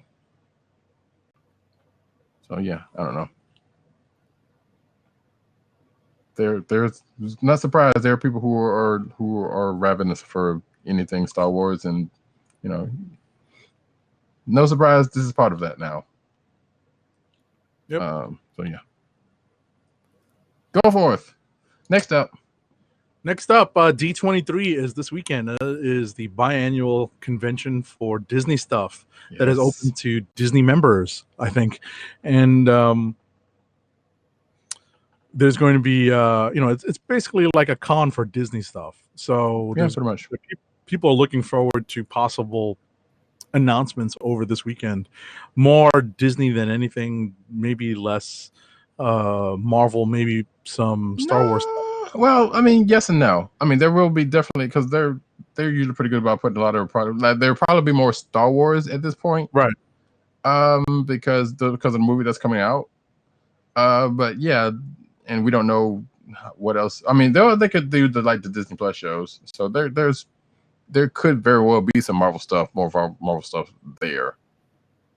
But yeah, we don't really necessarily know fully what's going to be there. But this article kind of speculates. Yeah, definitely. Definitely the Disney shows and this is probably going to play some things. And just like from what this article is saying, some Pixar stuff might be coming down the line. So yeah. And yeah, D celebration is always get confused. But you know what? We're not going to go back there because I know we're going to end up talking about Celebration at some point soon. So next up, Dark Horse reveals D23 exclusives. So yeah, Dark Horse is going to have some stuff at D23, just like a whole lot of other people's. And if you're watching the video, you can see some of the stuff that they are going to have, namely books, looks like. So cool. Next. All right, so some potential spoilers for people who are not reading Batman Universe. Batman's latest suit has a Magneto style upgrade. Does it give him magnetism powers? I kind of wondered that too, but apparently it's like a Magneto style helmet. That protects him from telepaths. Okay. But this okay, part of this is like, well, yeah, because basically due to some things that's going on in that story, apparently maybe some psychic linkage going on. But to me, I'm sitting here like this doesn't look that much different from that helmet, that armor helmet or the armor suit from BVS or any Batman armor. But yeah, but this looks like more of a visor on top of his helmet as opposed to a full-on Magneto style helmet, though. The way it looks in the picture. But hey, there you go. It's a thing. Next, DC's evil Nth Metal Man will kill one of the Metal Men in November, and it's probably going to be the female one. Oh no! Because DC loves killing them some females. That was me editorializing and not necessarily the case, but I'm not. I wouldn't be surprised. That was exactly. So yeah, this also comes out of the solicits, and yeah, that's the thing that's gonna happen. But wait, where is it gonna happen? Oh, the Metal Men #1. So yeah, the Metal Men are gonna have a series, which means so for shock value, somebody's gonna die. All right. Anyway. Next up, the upcoming Flash Forward event is going to reveal that Wally West will meet a version of Roy Harper, Red Arrow, that's much different than the one he knew on his Earth. So revealed in the solicitations, Flash Forward #3 is going to see Wally meet up with Roy Harper of Earth 43, Vampire Hunter. Oy. Oh, at least it's not a clone like in Young Justice. Oh goodness! What's gonna happen with all of them? Anyway, actually they haven't really been on a factor in a couple of. Anyway, Green Lantern cover gives clear look at Hal Jordan's new Black Stars uniform. Not to be confused with Talib Kweli and Mustaf. Yeah. So yeah, if you're watching the video, you can see the cover there. Sans lettering. Why does that outfit looks kind of familiar? I have no idea what's going on in Green Lantern and slightly less care. Yeah, I haven't read that in months, so I'm not 100% sure where they are now. Yeah. So Green Lantern, Black Star is #1. That's from the solicits. There you go. Next. Shazam! I watched that movie, by the way. It's not terrible. I need to watch it. Shazam, #7, has been pushed back a total of 14 weeks. 14 weeks! It's been scheduled for a September 18th release date, which is 14 weeks past its originally solicited date of June 19th. Wow. Wait, it says 15 weeks.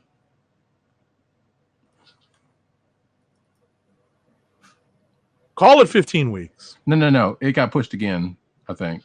Oh, so yeah. It is 15 weeks. So it's coming out instead of the 14 weeks was September 18th. So now it's going to be September 25th. Wow. So yeah. And DC has also revised the release dates of future issues with Shazam number 8 now set for October 9th, and the next 3 issues coming out twice monthly thereafter, so it didn't catch up. So yeah, that's the thing. Not sure reason why, but it doesn't really matter. Next, Skeletor joins the heroes in He-Man and the Masters of the Multiverse. Excuse me, not universe, multiverse. So yeah, this is a new He-Man book, specifically miniseries that is coming out from writer Tim Seeley and Dan Fraga and Richard Friend. That brings the venerable, I mean, they've had miniseries and crossovers in the past few years. So yeah, this is another one that coming. I'm assuming it's going to take up some of the stuff, some of the things that happened in the last couple of crossovers. Because I know at this point, Adam has been out of the He-Man and a couple other things has happened, but I assume this is gonna take that up. And multiverse involved makes sense considering, like I said, He-Man is crossover with Justice League, not a couple of like a year or two ago. It wasn't even that. And I believe there was another crossover. I don't remember it, but regardless, hey, this is a thing and it's coming in November. Next. DC celebrated Black Cat Appreciation Day on Saturday, August 17th, 2019, by sharing a photo of its most famous Catwoman, Michelle Pfeiffer, from 1992's Batman Returns, where he played opposite Michael Keaton's Dark Knight. Yes. And I think I didn't pull it, but I know Marvel did a similar thing with their Black Cat. Cool. Not the film, but actually there is no film version, but with Felicia Hardy. So anyway, Teen Titans Raven going back for a third printing just 7 weeks after debut. Right? We can safely say that the art, from what I've seen of the artist's art, is great. So I'm glad he's getting work. And I've not read this, so I don't know how imaginably good this thing is. I think. But congratulations to. I read part of it. I think. Oh, did you? Yeah. Did we get a copy of it or no? I think we did. Oh, I must have missed it, or maybe I didn't miss it and didn't read it. I don't know. I don't remember seeing it. Regardless, so yeah, Kami Garcia and Gabriel Piccolo, writer and artist for that. So congrats to them. Next up, G. Willow Wilson is exiting the Wonder Woman book at the end of the year, saying that it's her own decision, but she's exiting the title to work on a bucket list dream project. So we don't know what project that is, and we don't know what company it's for. Right. Yeah, and she's been kind of hinting around it for a few days actually. Now, so I guess something must have broke on that. So she was positively giddy talking about like that, this and that and the other, kind of talking around some things. So good luck to her on that. I still hadn't read her Wonder Woman 1, or at least not past the first issue, I think. And that's not an indictment of the book. It's just that there's some things that I wanted to get caught up on, right around that. Listen, ladies and gentlemen of our listening and viewing community, there are a lot of books out there, and there is also that. Right. Every time we look at the solicitations for books and we see the books that we get for review every week, there's just a lot of stuff out there. Yep, totally. If there's something that you specifically want us to read, reach out to us on social media and let us know. Or don't do that and just read them for yourself and bask in it. Because I feel like somebody's going to do that and it'd be like something like, well, we don't really care about that, but I'm glad you like it. Well, there's always thanks, but no thanks. But anyway. Well, there's that too. So, yeah. But yeah, I mean, sure. You know what? Yeah. Do it. Just don't expect us to actually read them. I mean, that's realistic right there. Like, sure, I am actually curious about what some people are reading, but but don't just. Well, listen, the New York Times put out an article today about reading suggestions, so you never know. Oh yes, and we talked about one of those suggestions last week, actually. Right. So you never know. In fact, you know what? I'm glad you mentioned that. But we'll keep going because I didn't put that. I meant to put that in the lineup, but I dropped it in last. So anyway, so on Kickstarter there is a Shelley Bond is doing a Kickstarter called Hey Amateur, which is a comics anthology of top-notch creators sharing their hidden talents via one-page 9-panel comics. And it is, as you can see on the screen, it's nearly halfway there to making its goal. It's got 8 days to go, and yeah, a little less than half its goal. I saw Sanford Green tweeting about it. That's what put me onto this. I know there's an article that somebody put out, which was an interview with Shelley Bond about it. Okay. But yeah, it says each story. Let's say all pros, no cons. Top-notch writers and artists share hidden talents from the practical to the peculiar in a collection of one-page comics, which is actually kind of interesting. I would, if I had the extra ends, I would probably back this, just for academic curiosity. So yes, it apparently this originated as the final page in the Black Crown Quarterly anthologies, and Baird expanding. So if you're interested, go check it out. Alrighty, next up, so you can see exclusive reveals on IO9 of first interior artwork from Boom Studios and Archaea's Dark Crystal Age of Resistance comic book series. It's coming out next month, and this is in advance of the return to the world of Thra, as the Dark Crystal prequel series Age of Resistance is going to make its way to Netflix. So you get a little 1-2 punch of Dark Crystal stuff. Synergy. Yep, cool.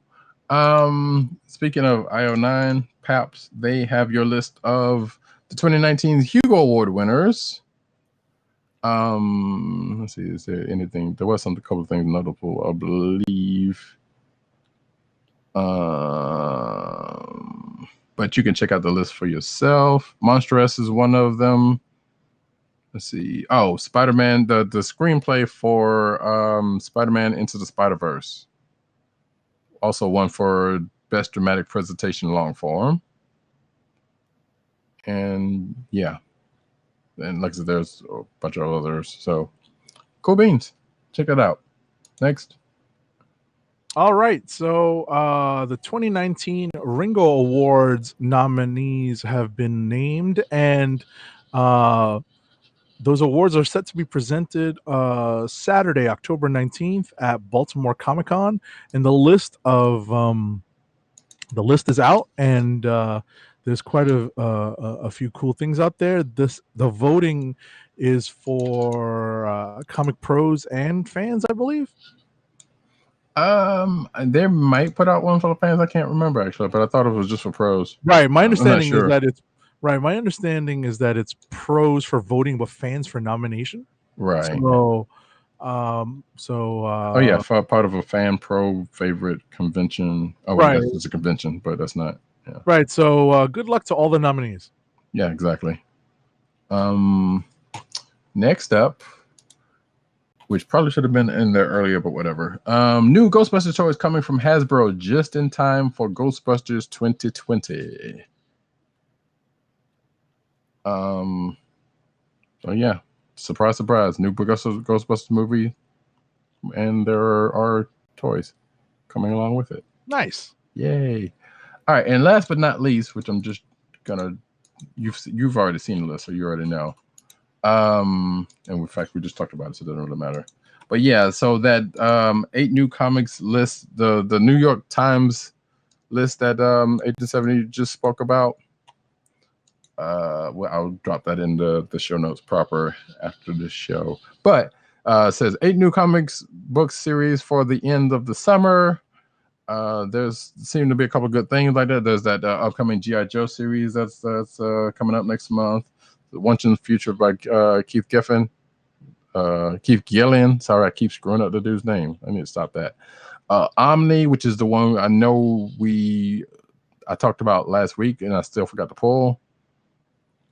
And a couple of others. But yeah, you can go check that list out. I saw And I know before this came out, or probably the day this came out, when Joseph Illich was like, he loves it. He did a tweet. It was like, I love it when someone that I wanted a publisher, a writer that I wanted a publisher to hire, basically get some work and get noticed other places.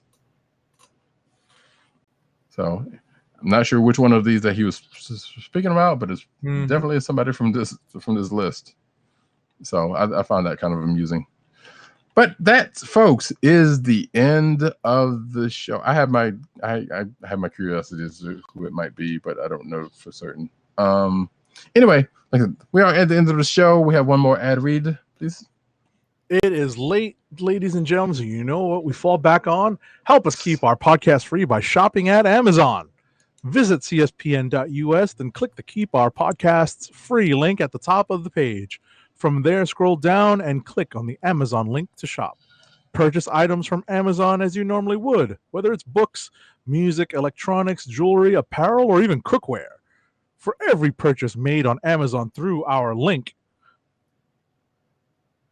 Amazon sends the CSPN payment that helps us keep the Comic Book Chronicles free for our listeners at no extra cost to you. Amazon.com through CSPN.us. Do it today.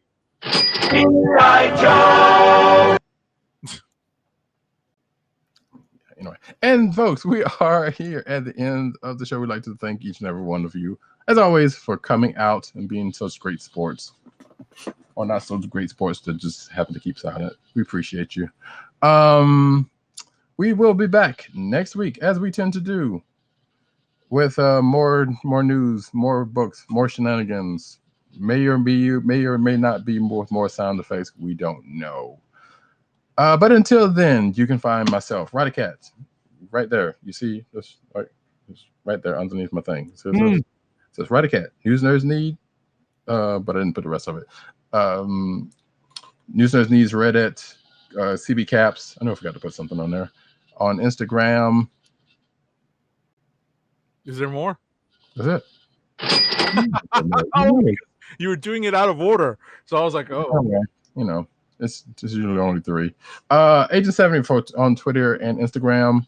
PC_dirt on Twitter. PopCultureNetwork.com and PopCultureNetwork.com on PopCultureNet on Twitter.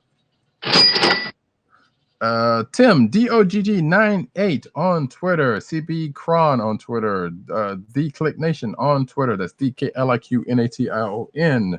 TheClickNation.com and Comic Book Resources, where he's over there writing his face off. Go check on this. Go read the stuff and click. You can find this here program on the phrase that pays the podcast. Well, they don't pay us nothing. We don't get paid, folks. Don't let's not propagate that ever. Cold Slither Podcast Network, CSPN.us. do it today." Exactly. Also, you can find us on Google Play and Apple iTunes. Subscribe to us there, and rate it if you feel like doing it on either of those things. Spotify, we're also on. Go check us out there, and the Cold Slither Podcast Network SoundCloud page. And with that, we will leave you until next week. Same bat time, same bat channel ish. This has been the Comic Book Chronicles, and I'm glad I kept that. Peace. Peace. One.